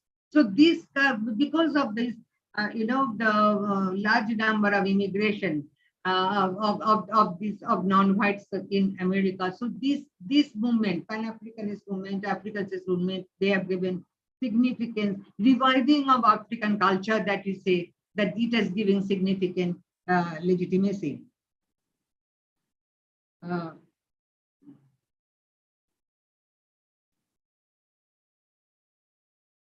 Then Pan-African Congress movement in the 20th century, advocates of Pan have made many efforts to institutionalize their ideas and to create formal organization to complement the work of Pan-African intellectuals.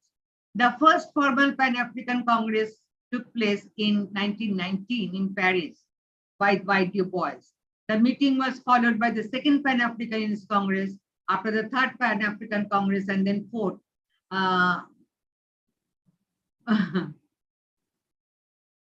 Yes.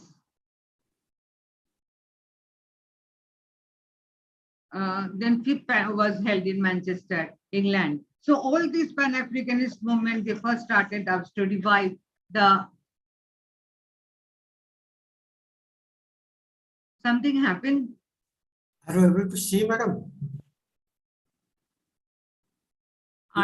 You can see, no? I can see, but it has hand. Then next, please say that. Is it okay? Yeah, this is okay. So during to made many efforts to institutionalize these ideas. And next one.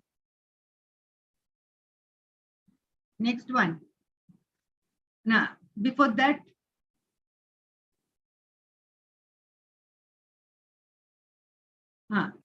now after the Africa, after this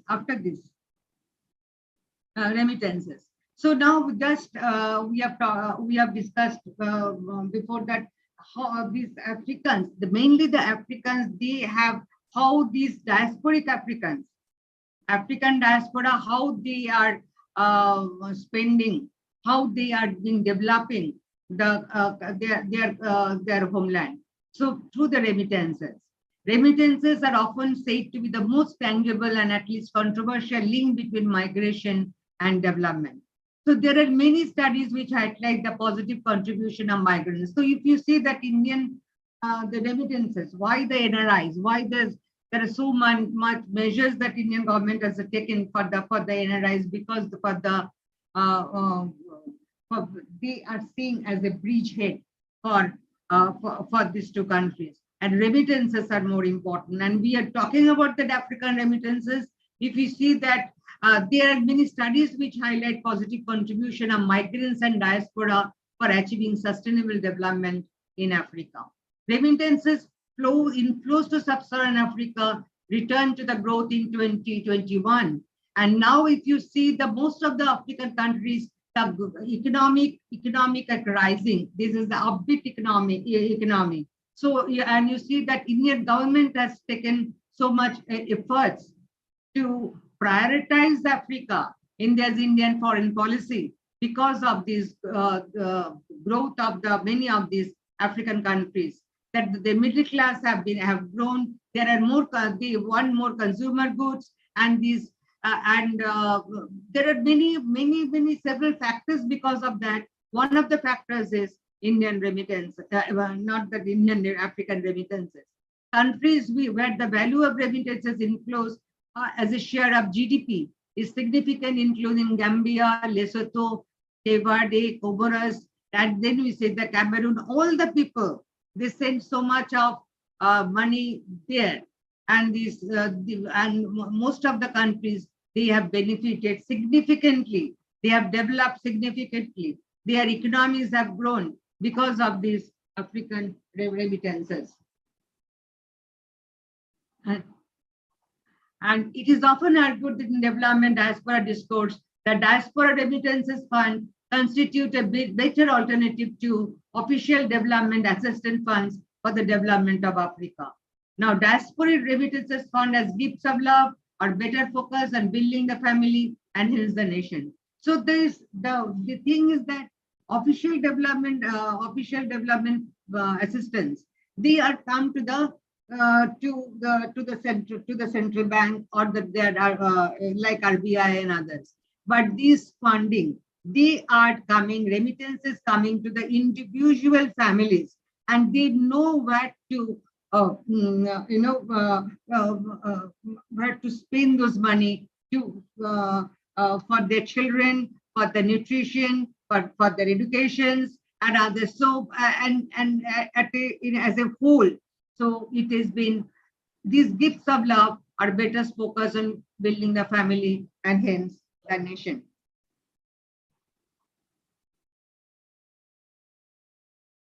So, and this thing that this is where I have visited. If you know that some of you must have gone to USA, and you will see that not USA, that Kerala, and you will see that how some of these Kerala cities and the towns have developed with the money of these Kerala diaspora outside. So to sum up, then we have seen that the meaning and concept of African diaspora. We have explained history and contemporary or new African diaspora,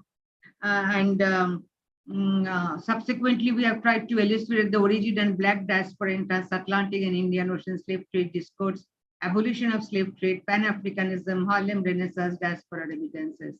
Thank you.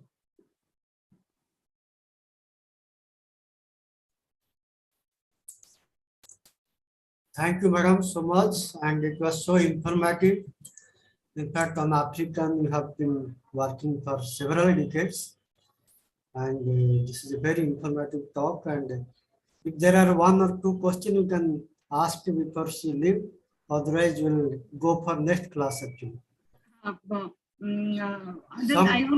cannot take that today because it's already. Okay, madam. So you carry on. Maybe next class we can. Next class I will definitely have the get answer. So thank you so much.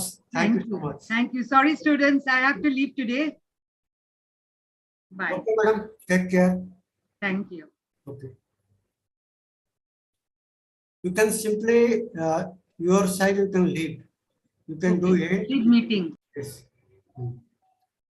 So Anu, Manoj, Harjinder, Manish, Fasil, Vijaya, and all.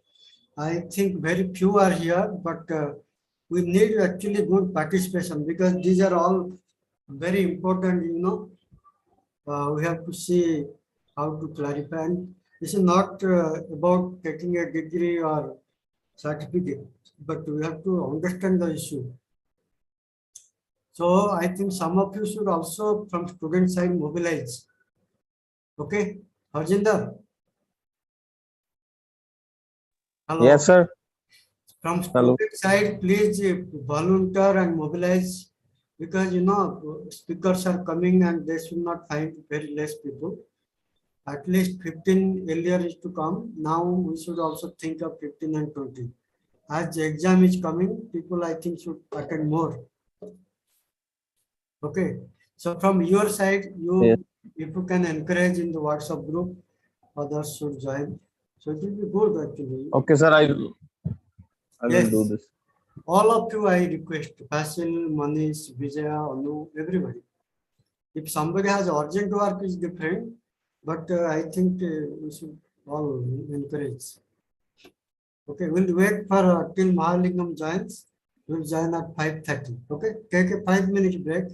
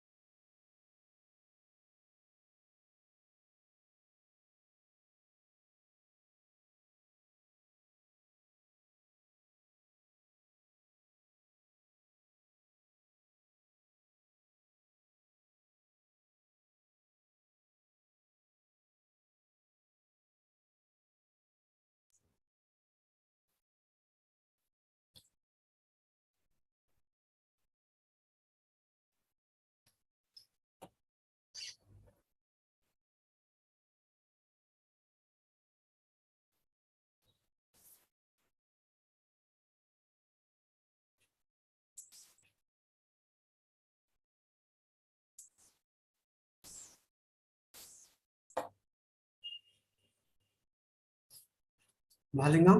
Yes, I'm audible. You are audible. Just test your PPT.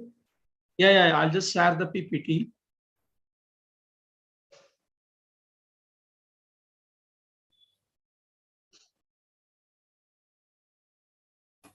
Is that visible?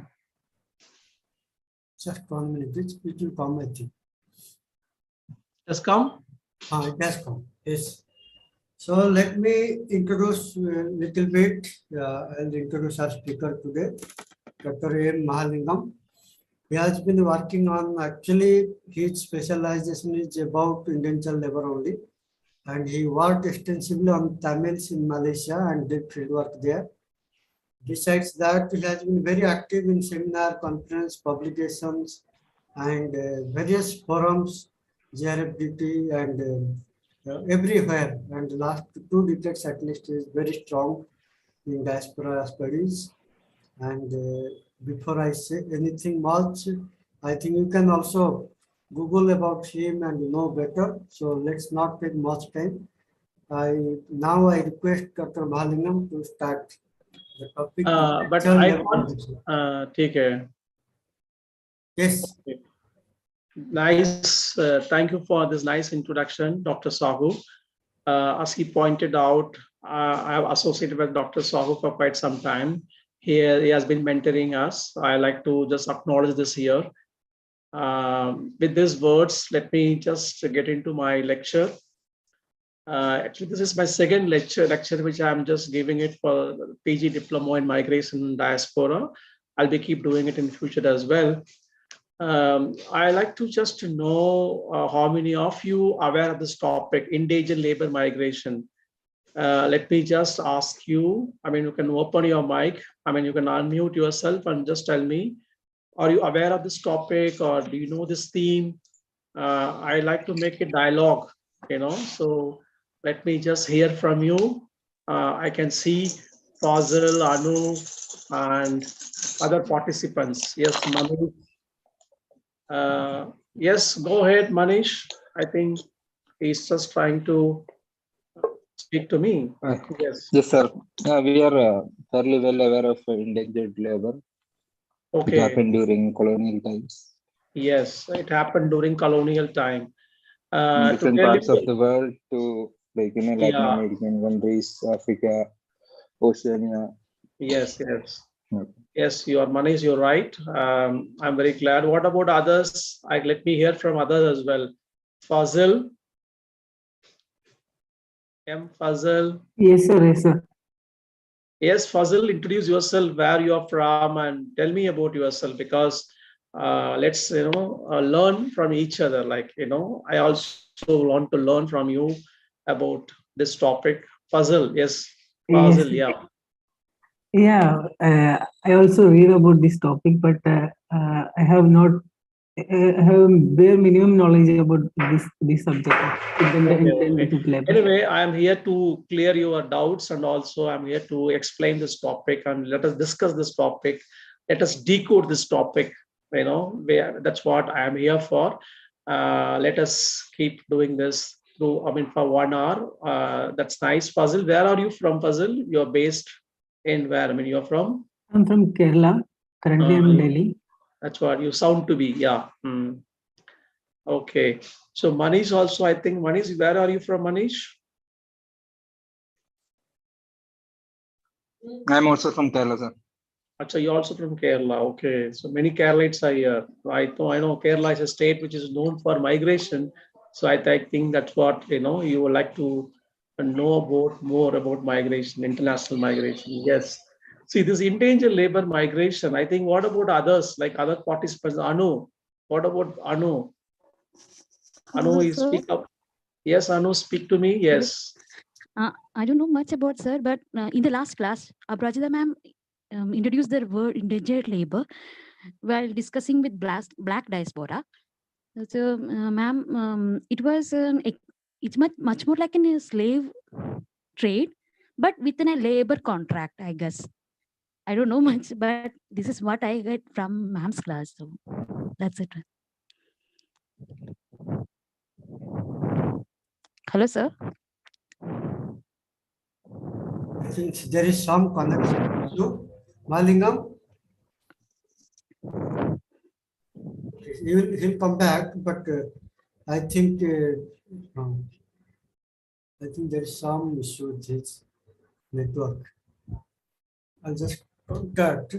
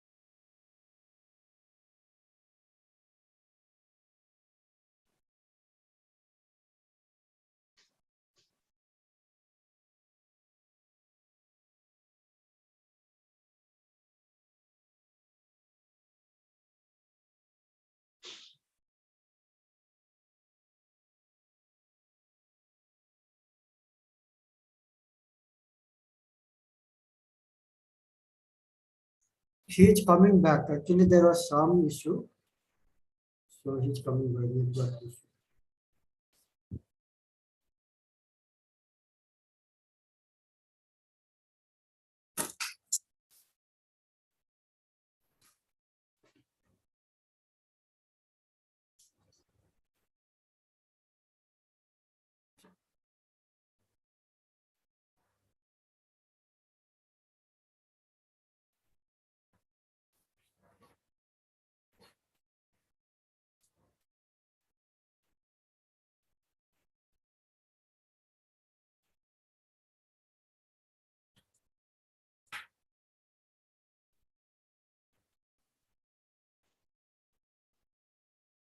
Yes, I'm back again. Am I audible to you all? Yes, yes, you are audible. Yeah, I'm using mobile network because I'm not in university now. I'm at home. So hope things will be smooth throughout the class. I'm very happy to interact with Anu, Fazal, and Manish. Vijay Nair is here from Kuwait. And Harjinder Singh. Last time we also interacted. Harjinder, how are you? Fine, sir. I'm fine. Host disabled participant screen sharing. Acha. Sir, can you just activate that? Dr. Sahu? This is activated now. You can. Yeah. So I was about to discuss the topic, which is about endangered labor migration today. That's what I said, this endangered labor migration happened during the colonial period. That is during the British colonialism. This endangered labor migrations was a phenomenon which, skilled Indians to migrate or emigrate to various countries in the British Empire.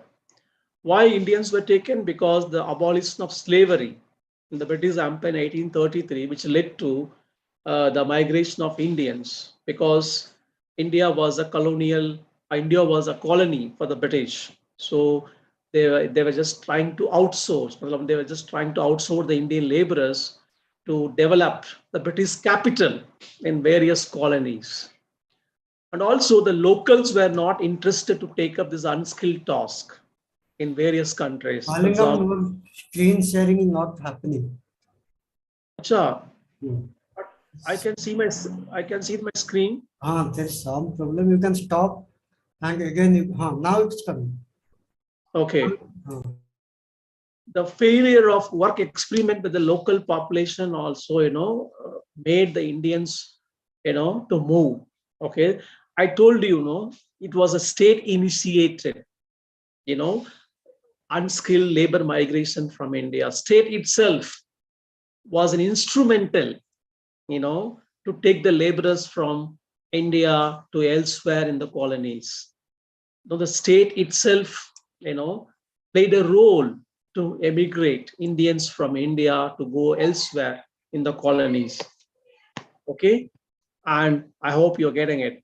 So India became a source, became an alternate cheap labor source, replacing the previous laborers from Africa, because of the end of slavery, in 1833.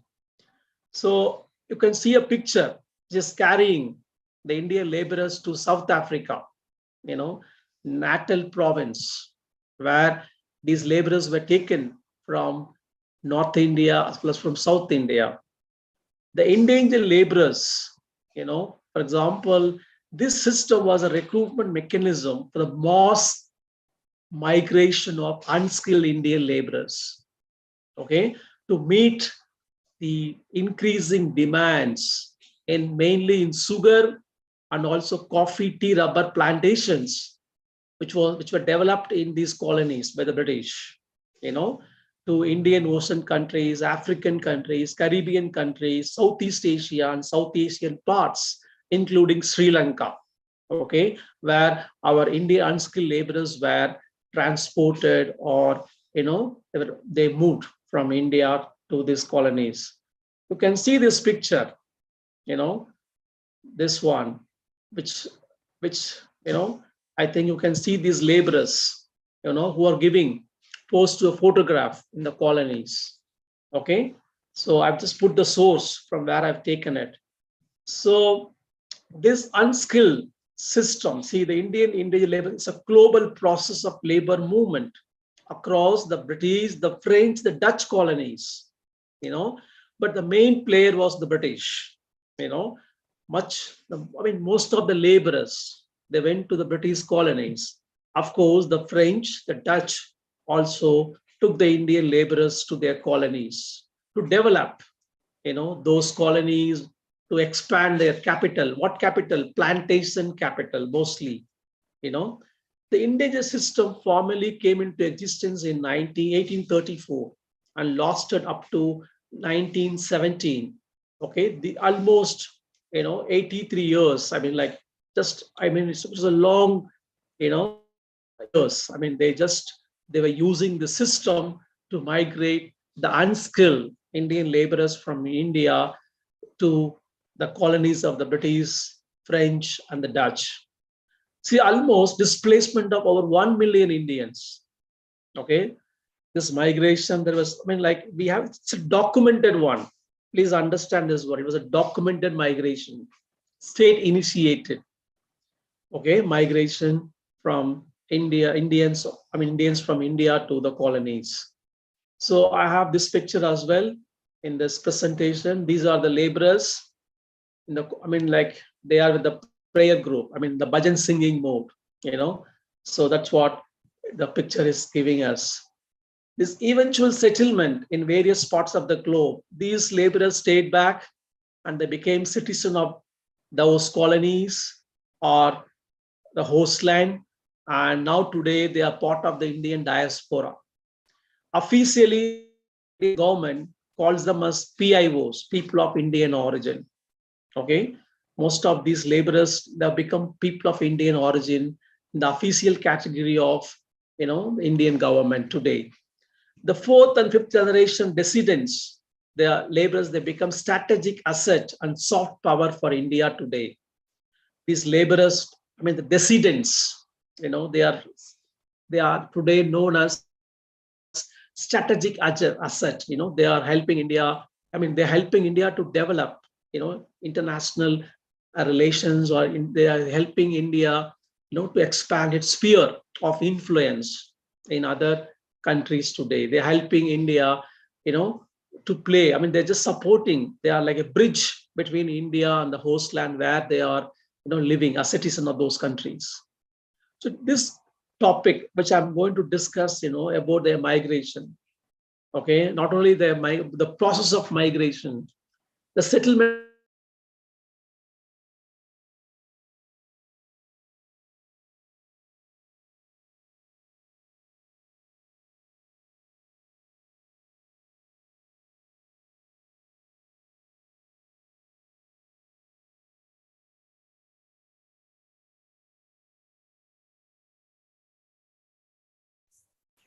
Mahalingam, you are not audible.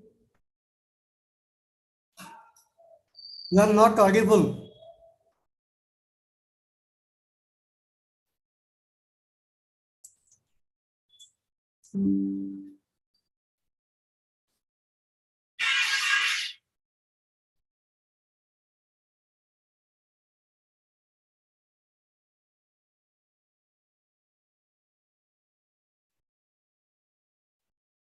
You are not audible. There is some audio issue. Not audible. Just test. Now it is coming. Now. Yeah. Harjinder, can you just respond to my question? Harjinder? Yeah. Yes, sir. I just wanted to know from you what I was trying to explain so far. Just can you give me a summary of my lecture so far? I like to know whether you understood me or not. Sir, you were talking about the settlement of indentured labor and process, and what are the interlinkages between the abolition of slavery and the initiation of indentured labor from Indian society. Okay. Yes. See, the concept of indenture can be simply defined as a contractual bound manual labor agreement Indenture is like nothing but, it's a contractual based labor migration. Before migrating, there was a contract signed by the laborers. Okay, that's why it's called indentured labor migration. It's a contractual bound manual labor agreement signed by an individual to work for a prescribed period of time with the employer or a planter, exchange for covering the cost of the journey. Okay, indentured migration. That's why it's called indentured migration. This contract was about, wage rate, working hours, free housing, type of work, and free medical aid. These things were mentioned in the contract. So before a laborer who emigrated, he or she had to sign this contract, and he was given, permission to migrate. This is what, that's what it's called indentured labor migration, contractual labor bound migration. Okay, clear? Should be clear to you.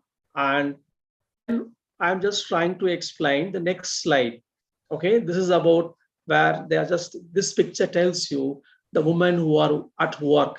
Okay, after the end of the contract, the indentured labor could either extend his work period or he could come back. They were entitled to a free and subsidized return passage. Okay, the contract also, mention about free return passage or, subsidized passage back to, India. So they were all, they were not thinking to settle there. Just they went for work.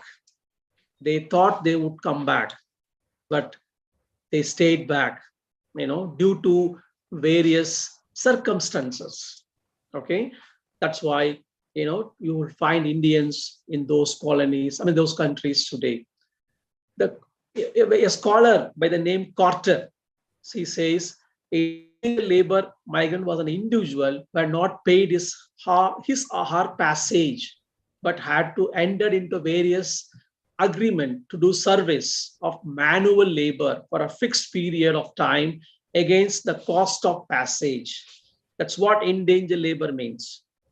Okay, a labor who signed the contract, and also he was, offered, lots of, like, for example, free medical aid, free housing, fixed wage rate. All these things were mentioned in the contract, and also free passage back to India or subsidized ship journey back to India.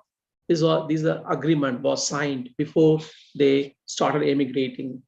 So the terms and conditions were more or less for all the colonies same, but some variations for different colonies that we will see later. Okay, then Mauritius was the first country to receive the indentured laborers in 1834. So Mauritius was the first country. Let me know, where is Mauritius? Anyone from this class, can you just tell me where Mauritius is located? It's in Africa.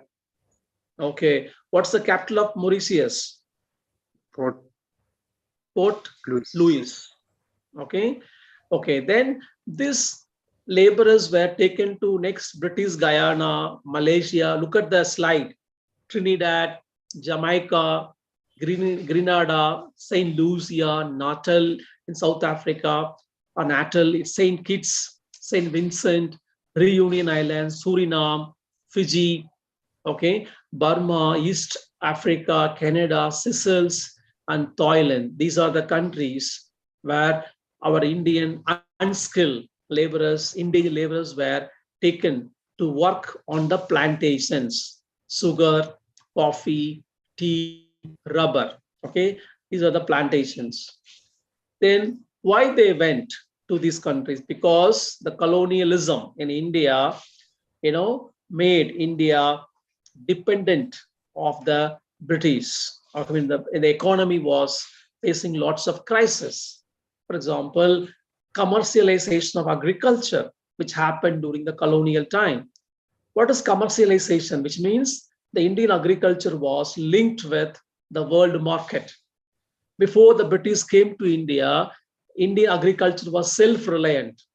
Okay, which was not having any market-oriented system. But once the British made their India as their colony, they linked Indian agriculture with the world market, Then because of that, there are so many issues, social issues happened in India, in rural India. Stagnant rural economy, the decline of handicraft industry because of modernization of industries. And also taxes on Indian goods, zamindari system, and also the prevalence of illiteracy, poverty, unemployment, above all, caste system, which was very rigid, you know very well. It's one of the social evils that we have in India, which made, the middle caste, the lower caste to face lots of social disabilities, So because of that, they thought this migration will be an opportunity, to move up in life. They were looking for social mobility. So they thought migration will be a great opportunity for them to, to free themselves from this kind of, miseries in the homeland. That's why. Then the pull factor, not only push factor, the pull factor was these laborers, they thought they may get good income, better than in India. And also they will get a new opportunities in those countries by which they could, they could increase the income, So they are conflicting, but there are two views. Still, we don't know whether push factor or pull factor or both. But according to me, both played a role to move these laborers to the colonies of the British and the French and the Dutch. Okay, that's what, as a scholar, to take a balanced view. So the push factor and pull factor. Okay, that's what I just was trying to discuss. Then the 15th slide, which talks about Indian indigenous laborers to British colonies were drawn from northern India, mostly eastern India and southern India, okay, but not the western and northwestern parts of India. Most of the laborers who migrated from India, from this region, northern, eastern, southern parts. The French India also supplied indentured laborers to West Indies and Reunion Islands. The French India means the French colonies in India also supplied the laborers to their colonies. Okay. Then moving into next one, the North India supplied large scale of indentured laborers. They left from Calcutta port, and most of the South Indian laborers left from Madras port. So Calcutta port, Calcutta, the port of Calcutta and the port of Madras, which transported from there. They emigrated to, they went by ship, not by plane. Okay, they were taken in a ship to various, they were taken in ships to various colonies. See, Tinker, a huge Tinker, was a great scholar, a historian who documented this Indian migration. Okay, he says in 1840, say 50s, that Dunkers formed a sizable proportion of, Dunkers are a community lives in eastern India, Chota Nagpur region. These Dunkers, most of the laborers belong to this Dunkers community. And also the backward Hindi-speaking districts of Western Bihar, Eastern UP, and also other parts of the northern India supplied the laborers. Okay, this picture, which I'm trying to show you, is about the laborers who were at the work in the plantations. Then from southern India, from mainly Tamil-speaking area and Andhra, in Andhra, the eastern coastal area, Vizag, and also Ganjam district, and also from Tamil Nadu, this Tiruchirappalli, Ramnath, Salem, and Tanjore. These regions were supplying the labor hinterland. Okay, from these regions, the laborers, they were migrating to these colonies. In Ahmednagar district, in Bombay Presidency, Ahmednagar district was the main recruitment area in Bombay Presidency. Okay, so, but overall, most of the Indian endangered laborers were belonging to northern, eastern, and southern parts of the country, not from the northwest or from the western parts of India. That's a point you have to keep in mind. The next one, the main features of the endangered laborers. What are the characteristics of this endangered laborers? The context of India, endangered labor was the first documented, state-regulated international Indian labor migration. So look at my wording, documented and also state-regulated international labor migration during during colonialism, that is 19th and early 20th centuries. They appointed an officer to look after this migration, who was known as Proctor of Emigrants, who was a government official, looked after the affairs of the immigration of endangered laborers at the ports of Calcutta and Madras. This officer was working, supervising the migration of the Indian laborers. Yes, Harjit, you raised your hand. Yeah. So I want to ask about the visa and passport system. Was there any no visa, at that time? Visa. See, why no visa was not required? Tell me. Because they were going to other British colony. So why did you need visa and passport? Batao. Huh? See, these laborers were moving from this colony to the other colony. See, India was a colony of the British. Okay, so they were going to other British colony. So there was no need for getting this visa or passport. Okay, that sort of thing. Even that time, there was no such thing. Okay, it was very informally, you can just visit or you can move. Okay. Okay, anybody? I think there is a message in the chat box. Let me check. Yeah, sound problem. Okay. Now I think I'm audible to all of you, or you are able to follow me? Yes, sure. Very much. Yeah, now I'm asking you a question. Who was appointed,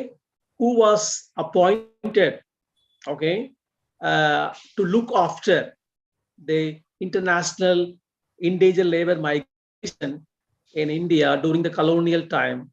Tell me the name of the officer, the designation of the officer. Anyone? Who was given in charge to supervise the migration of Indian endangered laborers? Who was that? Just look at the slide here. The Proctor of Emigrants, who was a government official, looked after the affairs of emigration of endangered laborers. Okay, is it clear? Yes, sir. I think. What about Vijay Nair? Vijay, are you there? Vijay Nair from Kuwait. He's not there. He's not responding. Maybe. Okay. Good evening, sir. This is Vijaya Nair from Kuwait. Actually, there is some connection error. I'm not able to hear you properly.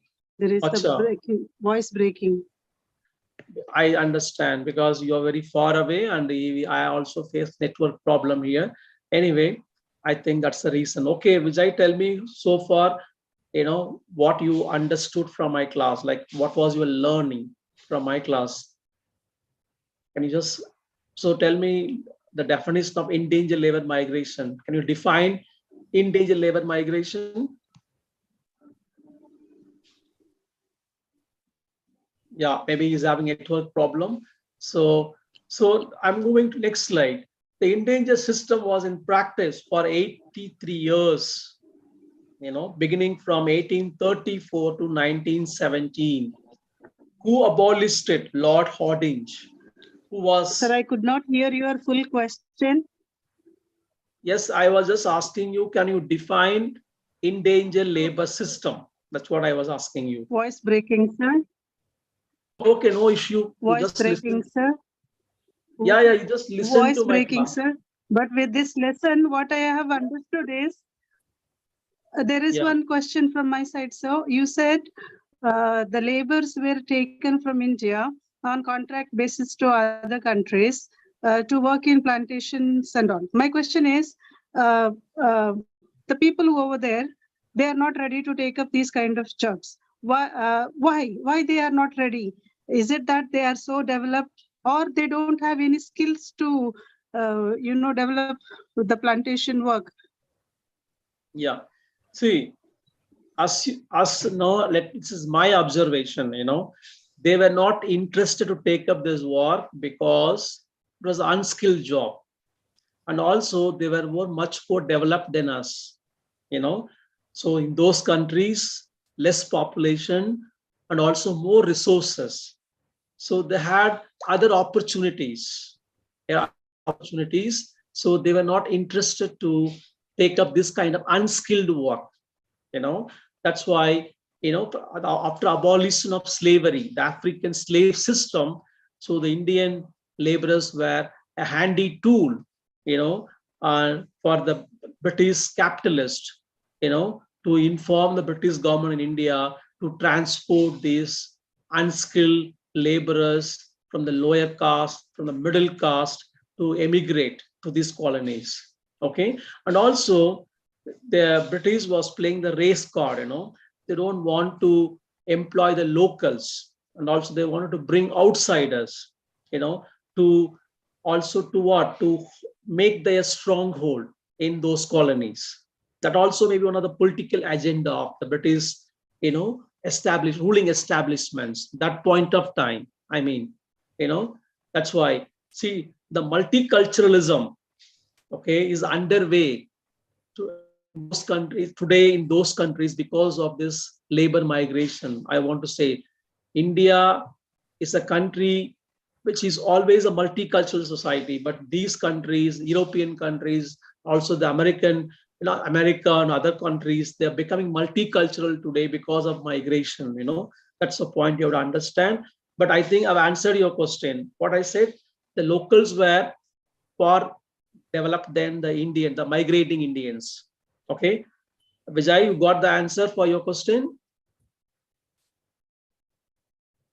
I mean, you got the answer for your question. I hope you are able to hear me properly. Yeah. So Lord Hardinge, who abolished this endangered labor system in 1917, okay, due to lots of resistance from the local Indian leaders and also from the laborers who were protesting about the system. Yes, Manish, just I'm here to answer your question. Yes, Manish, go ahead. Yes, sir. Sir, this endangered laborers were taken to countries like places like Mauritius, Fiji, or Latin American countries. Yeah. Where they actually didn't have any skilled labor, no. What? Or those countries were either very sparsely populated, or they didn't have a native population which can support colonial plantations. Yeah, that's why I said. And British were not the natives there. No, I said it was less populated, and also they needed unskilled laborers, not the skilled ones, to take up this kind of task in those colonies. Okay, so see, the British, they captured those countries. They wanted to develop plantations in those colonies. They tried with local laborers, did not work out. Okay, the experiment failed with the locals. So they're looking for the unskilled laborers. So India became a hinterland to supply the laborers from here, because here more population and also unemployment, economic crisis, okay, in rural India, which was an opportunity for them to take these laborers to those colonies. Okay, Manish? Yes, sir. You got my answer, I hope. So the endangered laborers were known as Grimitias. Look at the slide. Grimitias means a colloquial expression of the English term agreement. Okay, the laborers, they pronounced agreement in the Hindi laborers, they said agreement. So this term, agreement became Grimitias. Okay, so Grimitia, no, agreement. Okay, so now this term is used to refer the laborers of endangered migration, Grimitias. Okay, that's how you have to keep in mind. Then, sir, yes. Again, one more question. You said that these labors were taken due to unemployment and other problem. We understood that there was a caste system I which told made you, people to. that's why I said, yeah. But sir, India was called as a Sone ki Chidiya. So Indian people were very rich. Why they wanted to go those days? No. See, that's what I told you in the beginning. Caste system, push factor and pull factor both played a role for these laborers to emigrate to these colonies. I told you the list of push factors: caste system, economic crisis, all that. Pull factor is opportunity and also to escape from the caste system, okay, and also to move up, in life. Social mobility ke liye, they just started emigrating from here. So see, one is there is a voluntary interest, and also the other side is involuntary migration also. Okay, both are there. They're forced to migrate also because they needed more cheap laborers. Okay, so there were some of them were, you can say tipped off, like they were just, using tricks to attract them to move into these colonies. Okay, we'll discuss further in this class. I mean, like, for example, the social origin of the laborers were mostly the lower caste, the middle peasant caste. Look at the slide, but a fraction of higher caste as well, including a significant number of Muslims also emigrated to these colonies, according to Hugh Tinker. Okay, then you can just look at this picture. They are just cutting the canes on the plantations, these laborers. Next slide, which tells you about, not only for plantation work, these laborers were used for public works like laying roads, railway lanes, buildings, okay, construction of buildings, public buildings, government buildings in those colonies. The endangered system was based on the principle of penal contract labor, okay, which means you can't break the contract. If you break it, if you breach it, you are punished. Okay, so it's a sanctioned. I mean, if you break the contract, if you breach the contract, the particular labor, who was breaching the contract, who was punished by the colonial government. That we will see. So this picture is a gallery in Mauritius, okay, which has lots of pictures of these endangered laborers. Okay, if you go to Mauritius, you can visit this gallery. Yeah. Then the indigenous system can be characterized by sacrifice and resistance. That is their life. They struggled. They also sacrificed a lot. There were resistance in the plantations because it was a very oppressive system. They promised one thing, but something happened over there. After reaching the colonies, they were exploited by the plantation capitalist. See, they worked for the private capitalist, not for the government. Please understand this. The government regulated the migration, but they worked for the private capitalist who was running the plantation.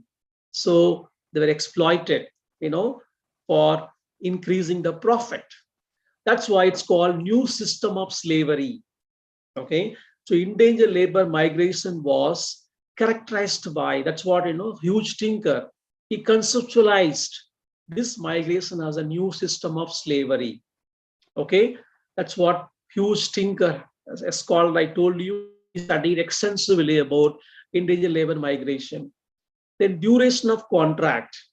Okay, the contract for 3 years in the beginning, then it was extended to 5 years in Mauritius, 10 years for West Indies.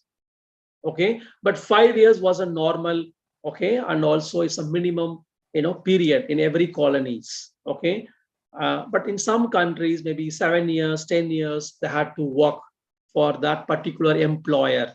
Okay, it's the duration of contract. The next is wages and duration of work. It's a fixed wage rate.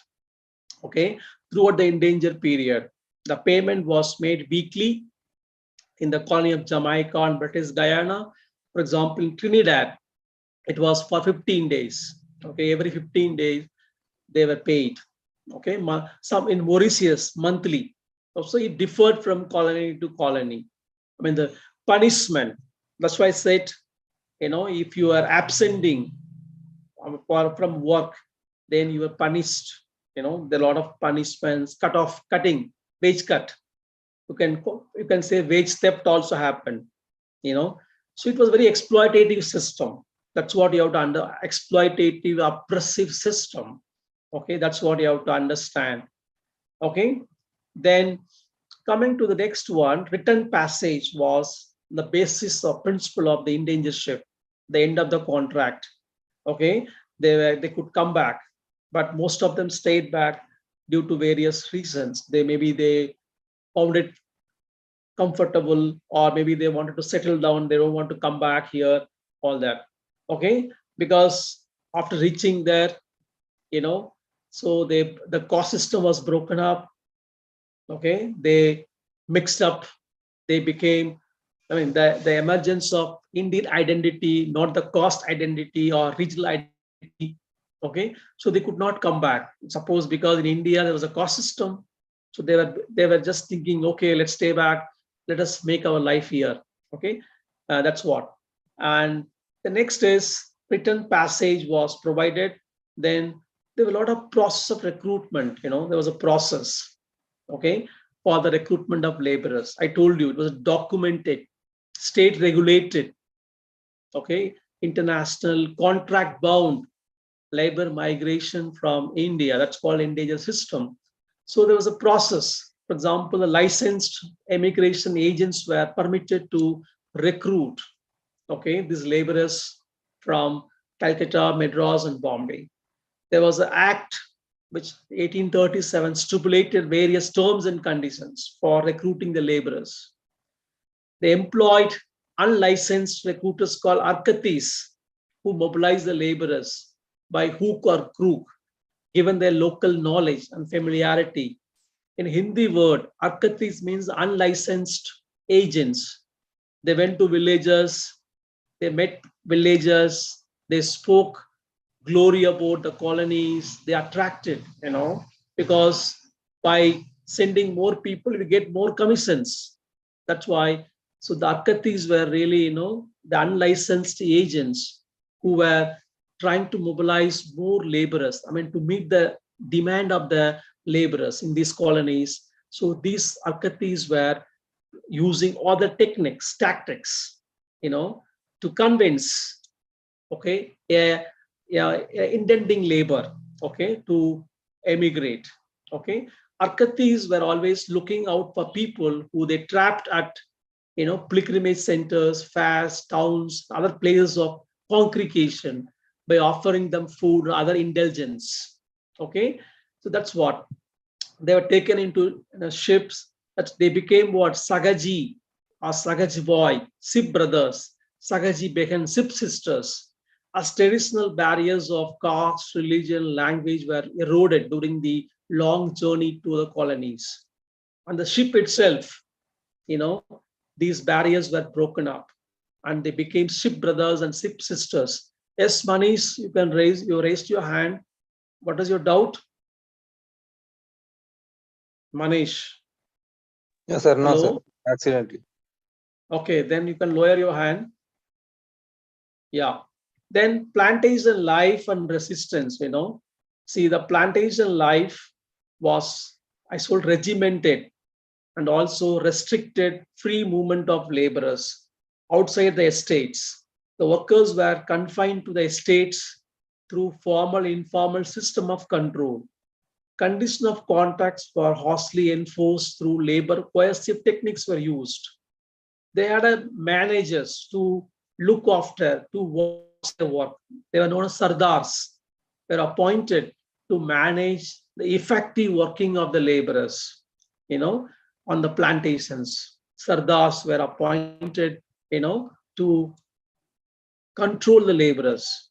Okay, an Indian was appointed, sardars. Okay, here. The next is the everyday plantation life was very grim, grind, very hard work, low wages, malnutrition. I mean, new environment, they were infected by diseases, poor housing, lack of medical facilities, all this happened. Okay. And this coolitude, there is a work by Marina Carter, which talks about, the tough life of plantations. Okay. Basically, coolitude is a book, which is a collection of anthology of the endangered laborers. These laborers, to bring out their frustration, they wrote a lot of songs and poems, ballads. Okay, that's which expressed their concerns, their grim life in those plantations. Laborers adopted various methods, to resist this kind of exploitation. That's what you can see, a lot of study about that resistance by the laborers in those colonies. Even our Indian National Congress leaders, they got the message from these colonies about the issues of the laborers. They raised in the Indian Parliament in the British, with the British government here. The Congress, the Indian National Congress discussed about the concerns, the issues and challenges faced by the endangered laborers in those colonies as well. Okay, so that's you have to keep in mind. Then coming to the I think I've just, give me a minute. Yeah, I think recruitment is done. This is done. Then yeah, next, I think 35. Yeah. Now coming to the Indian women under endangered labor system. Okay. Yes, Vijay Nair. Yes. Yes, Vijay Nair. Yeah. Regarding, sir, exploitation, you said that National Congress Union, they have spoken about it, but those days it was, our country was under British rule. So maybe they may not get justification for this exploitation. But now India has, got independence, 75 years. But still, these kind of exploitations are going on throughout the globe. So what is the measures government has taken when they know that this is age-old problem going on? So now we are independent. Why can't we take proper action for this kind of, to stop this kind of exploitation? Yes, actually, Vijay, for example, yes, Vijaya Nair. Yeah. See, the thing is, even that time also the British government took, steps to look into this issue. I'll tell you, because that's why this endangered system was abolished in 1917, because the Congress government was giving pressure to the colonial government, to look into the issues of the Indian laborers, like Nehru and this C.F. Andrews. These leaders, they visited these colonies, and they brought out the report also, which they submitted to the British government. That's why various acts were passed in the colonial time, to improve the condition of the laborers in those colonies. But today also a lot of issues, I understand,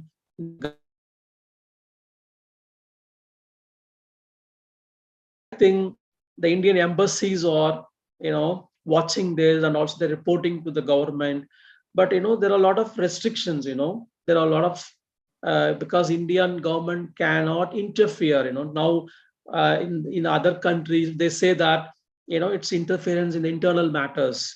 So I mean they are trying to solve through diplomatic negotiations, whatever. But still, I agree with you. There are much way to go. I mean, much to be done from the Indian side as well as from the host countries also. I agree with you. Indian government has some limitations.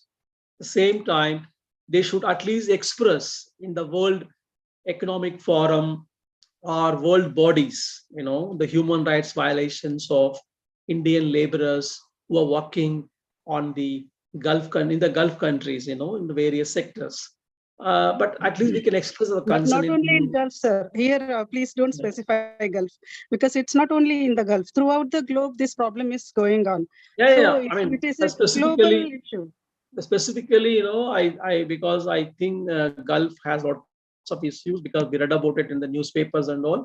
Of course, throughout the globe, but majority issues are happening. Majority the issue, I mean, we read about more about Gulf. That's why I was just trying to take the example of Gulf. Okay, yeah. So I told you the Indian government has some limitations today. Okay, but we can express, we can register protest in the world bodies like UNO and other World Social Forum, World Economic Forum, human rights bodies where we can express our concerns. Today we have that option, not before the past. Okay. Yes, Harjinder, yes. Sir, I just want to add on some points on this discussion about the exploitation, that as we discussed about the indentured labor, that how the agents exploit to the labor. Same thing is happening in present scenario. There are so many private firms of agents which deal with this emigration process, and they are many times they do the false promises to the labor. Okay. When they migrate, and as well as the push factors which we discussed about the that commercialization of agriculture displays the peasant and handicrafts, and they participate in the indentured labor. Same thing is there in present scenario, that unemployment is at high rate and depeasantization occur at the large scale, and people are participating in the process of international migration to avoid the economic dispossession. Yeah, I agree think with you. The roots are different, the forms are different, but the root causes are the same as in the colonial time. Yes. Yeah, after this pandemic, yeah, of course, there's a rise of unemployment, inflation, lack of job opportunities. Of course, you know, from I think from India, if you look at the report, international migration report, the Indian migration is on the rise. Yes, but now, you know, unlike in colonial time, it was the state itself, you know, sending its people. Okay, the colonial state itself sending off its people to go to other colonies, but now you have a lot of restrictions, you know. So you have to get visa, work visa, so that there are a lot of restrictions, but still you have to have some skills, you know. Unskilled labor migration has come down. Now you have a semi-skilled migration, skilled migrations are more, you know. Maybe migration, they just use other wrong means to reach these many countries, you know. They just go through some agents. Yes, sir. They are going through the illegal border crossing and all illegal border crossing, and also they have they have a lot of agents who are working black market. You know, they just go a lot of other ways, illegal ways. Yeah, that is happening. But now Indian migration characteristic has changed. Not the unskilled migration has stopped. Now semi-skilled and skilled migrations are increasing. That's the point, because of education and well, I mean, like now you have a skills like semi-skills like carpenter, painter. All these people are, you know, on demand in those countries. Yes.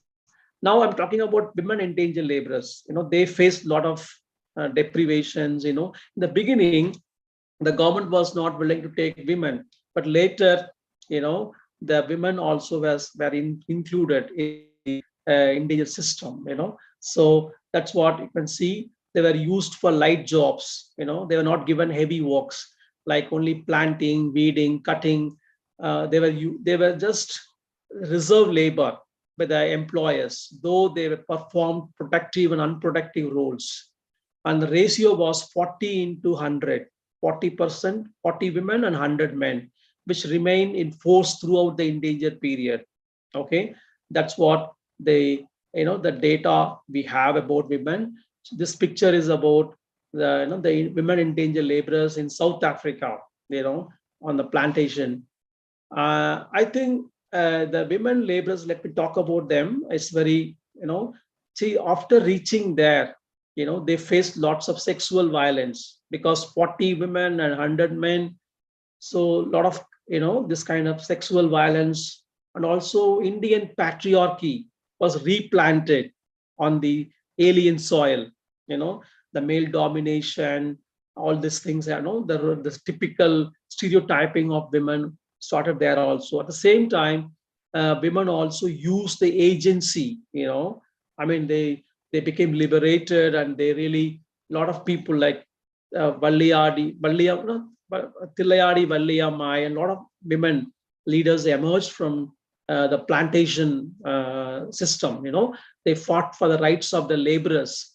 When Gandhiji protested in South Africa, lots of women also joined Gandhiji, to resist, the exploitation of Indian laborers in those countries. So that's the point you have to understand. So the Indian women, they face deprivation, discrimination, gender violence, gendering happened there also. That's what you have to understand. Then coming to the construction of identity today, this dilution of caste system. Caste system could not be transplanted as exist in India. It has changed the character. Caste system existed, but not in a diluted form.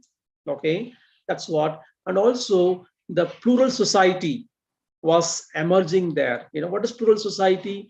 Plural society means the different racial groups, they live together. This only they meet in the economic functions, but the cultural differences were allowed to flourish, which means plural society is a system in which the cultural differences are tolerated, allowed, but economic integration is only allowed, not the cultural integration or cultural assimilation did not take place.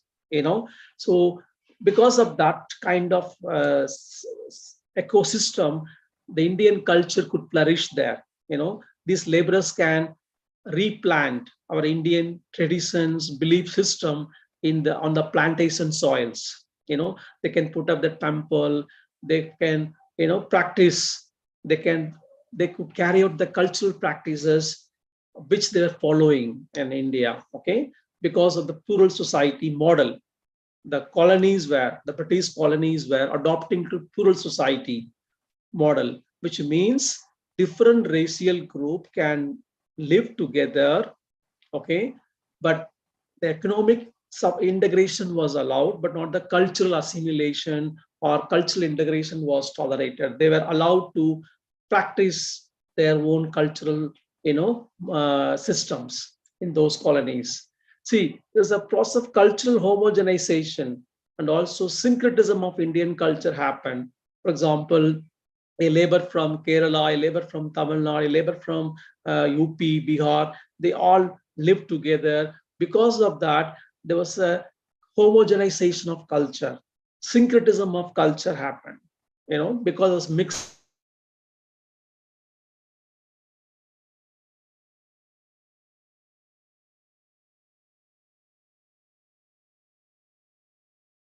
Malema, there is voice issue.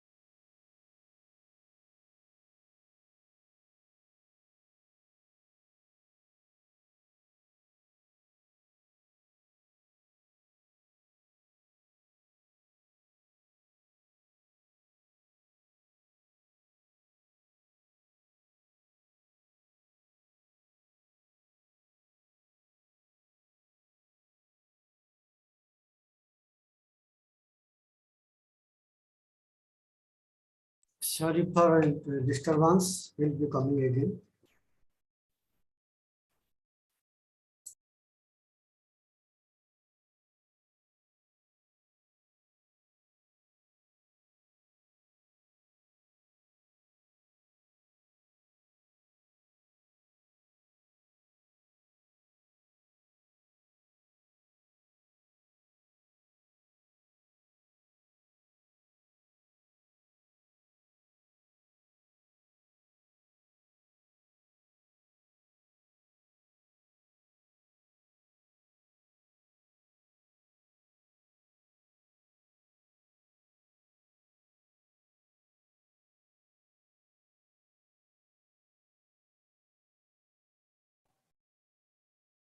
Yes. Hello.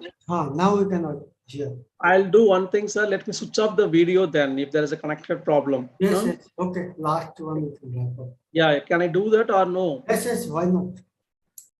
Because dear students, I face network issue here, so let me switch off my video. Okay, is that fine for all of Yes, you? yes. Fine, fine.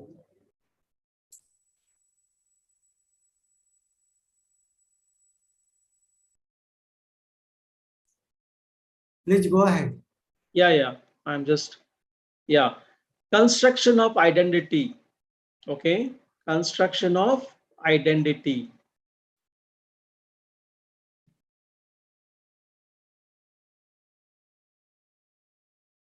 Yes.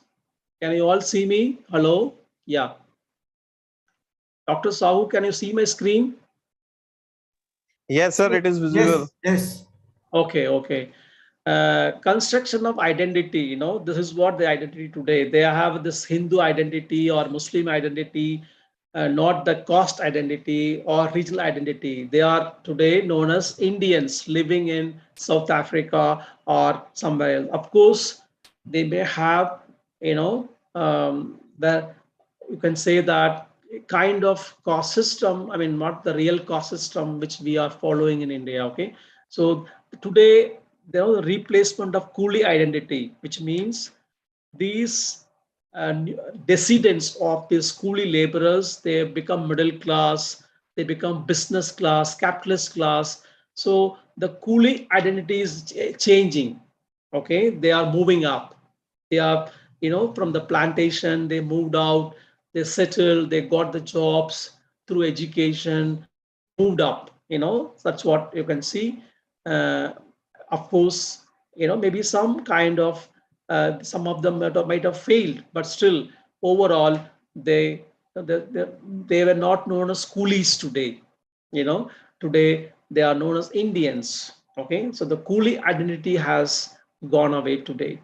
That's what. So coming to country wise, okay, let us discuss about Mauritius first. The great experiment of Indian indigenous labor happened with Mauritius in 1834. The laborers were mainly drawn from northern India, followed by Madras and Bombay presidencies. And also this Apravasi Ghat was built in 1849 to receive the indigenous laborers from India. Okay, so this ghat is there. If you go to Mauritius, you can see that. Okay, they landed there and it became a monument today.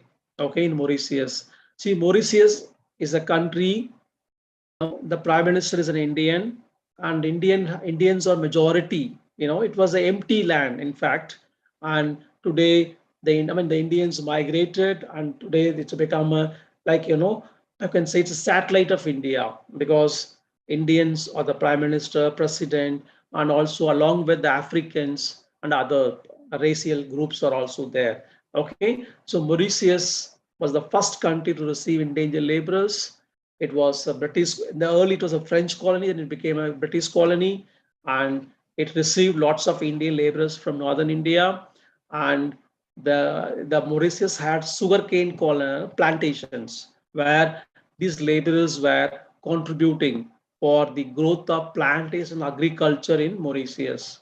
Okay, so Mauritius followed by, this, look at the map, you can see the green one in India, like for example, Calcutta, Madras, Bombay. Then they moved to here, Seychelles, South Africa, then Caribbean.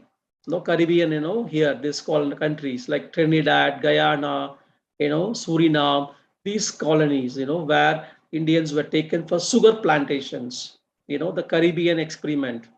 British Guyana was the first Caribbean country to receive Indian endangered laborers in the year 1838. The other Caribbean countries followed suit. Okay, they were taken by the ship named Whiteby. Okay, and also Trinidad received the largest contingent of Indian endangered laborers, mainly drawn from northern India. Okay, so these are the labor. Then South Africa. Okay, Natal province, KwaZulu Natal in South Africa, a British colony, received the bulk of Indian endangered laborers, but the issues are same. They were exploited, oppressive, or resistance, all these things were common, okay, in these countries. Then you have French colonies, like, for example, Reunion Island, Martinique, Guadeloupe, French Guyana. These countries also received the indentured laborers. But one thing, the French colonies, received more laborers from southern India than the northern India. That's you have to keep in mind. Okay. Then the contemporary scenario, okay, Malaysia, Singapore also received indentured laborers from India. Okay. I think these are case studies which I have, country specific case studies. When contemporary scenario, the indentured labor migration had led to displacement of Indians to various locations.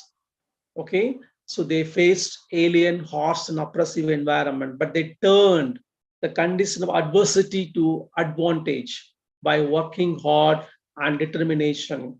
And also, they had resilience to bounce back to face those challenges. And the profile of the fourth and fifth generation of descendants of Indian indentured laborers is not the same like their forefathers. Okay, they have, okay, and today they are like, they're occupying in high positions in the administration and also entrepreneurship. They are into various ways.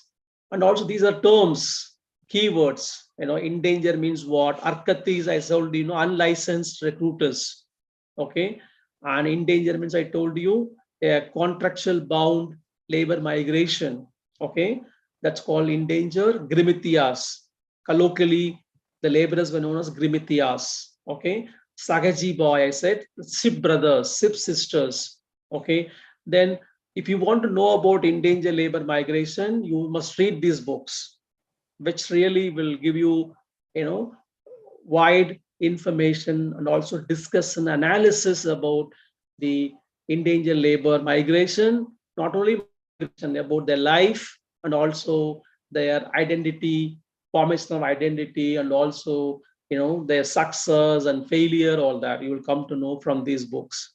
Okay, so with these words, I like to, close my lecture, but at the same time, now I like to take up your questions if you have any. Okay, yeah. Any questions? Anu, Manish, Manoj, anybody? Harjinder. There are 9 participants here. So I think it's time to, get your question, to provoke my thinking. Yes, come on. Manoj. Sir, I want to, there is a simple query that in the history, when this indentured labor was there in case of India, the Europeans were migrate towards the North American countries and Australia and all these countries. So there are the difference between that. From India and from the colonial countries, people were migrated through the contract. And as the Europe is concerned, there was a we can say voluntarily, people migrate voluntarily towards the North America and Australia, and they have enjoyed the very good life there in America, in North American countries, and in Australia. So is there any is that was planned from the colonial master countries that people, the Europe will was migrate towards the American and Australia? Yeah. See, Arjun, there the thing is, for example, the indentured labor was a planned migration by the government, agreed. Okay. But the Europeans who went to various countries like North America or Spanish America, that is South America, and also the, Australia, all these countries, see, one is because these countries where the Europeans, they had the colonies. So of course, there were a lot of opportunities for them to take up jobs in the administrative work. For example, in India. Sir, North America was, as the American which was known as USA, was also the colony. That's why I'm telling you, it was a And I think colony. that was used to reside the European people there, and Yeah. these Asian countries and African countries were used to exploit only. Britishes See, and Frenches came there, but they didn't reside there permanently. who? Europeans? Yes, sir. Britishes and French and Dutch, the colonial Yeah. masters. See, I don't know whether I'm just getting your question, but let me tell you. For example, in India was a colony. Many Britishers came to India. They were working for the British government. Likewise, and also, Europe has the resource crunch. They lack resources like France or small countries, Germany or any countries, you name it. They have very small geographical and resource, so they were looking for colonies to expand, so people also migrated, okay, because of a lot of revolutions like French Revolution. These political changes were taking place, which also forced the Europeans to migrate to other countries as well. And also, they also left voluntarily, to these countries to take up the available opportunities in the colonies that's run by their masters. Like that's what I like. It's my understanding. Like for example, North America, lots of migrants from Europe, Canada, Australia, even South America, it's called Spanish America. These countries received lots of Europeans, because I told you one is to avail the opportunities in the colonies, expanding opportunities, and also the Europe always has this problem of resource crunch. They have less resources.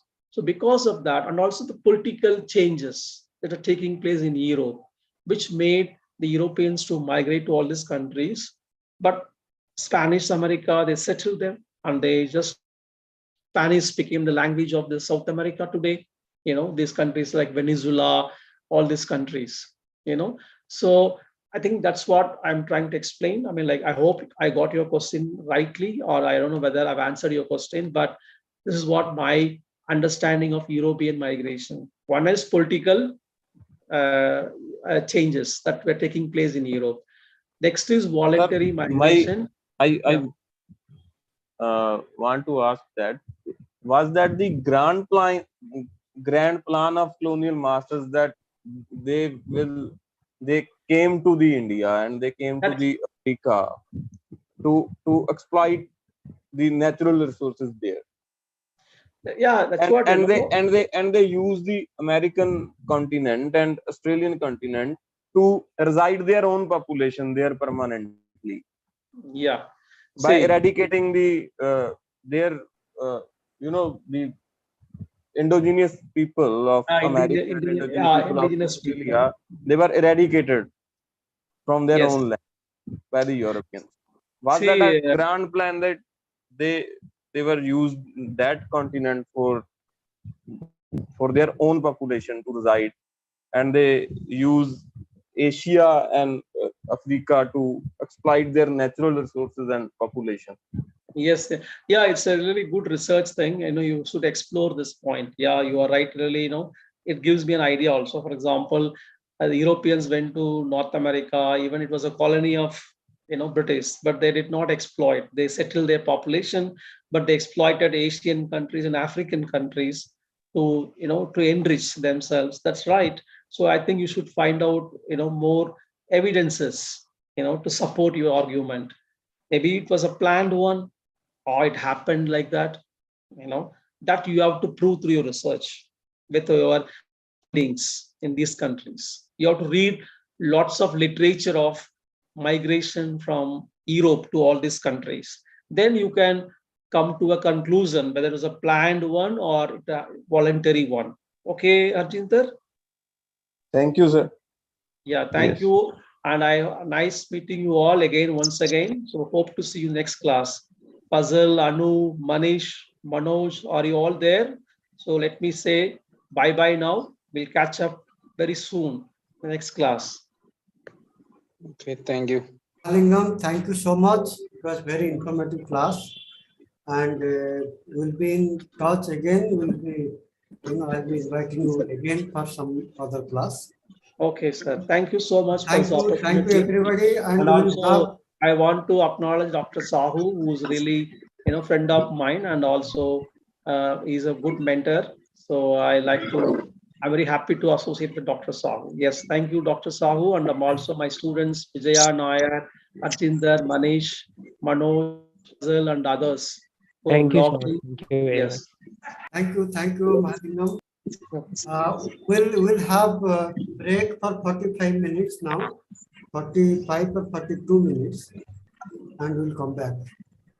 Okay, we'll have in the Sir, before going for a break, I have one doubt. I want to share my views with Sahu sir and other students if they are online. Please. We are celebrating. We are celebrating Azadi Ka Amrit Mahotsav. Yes, our country has given us a lot of like our constitution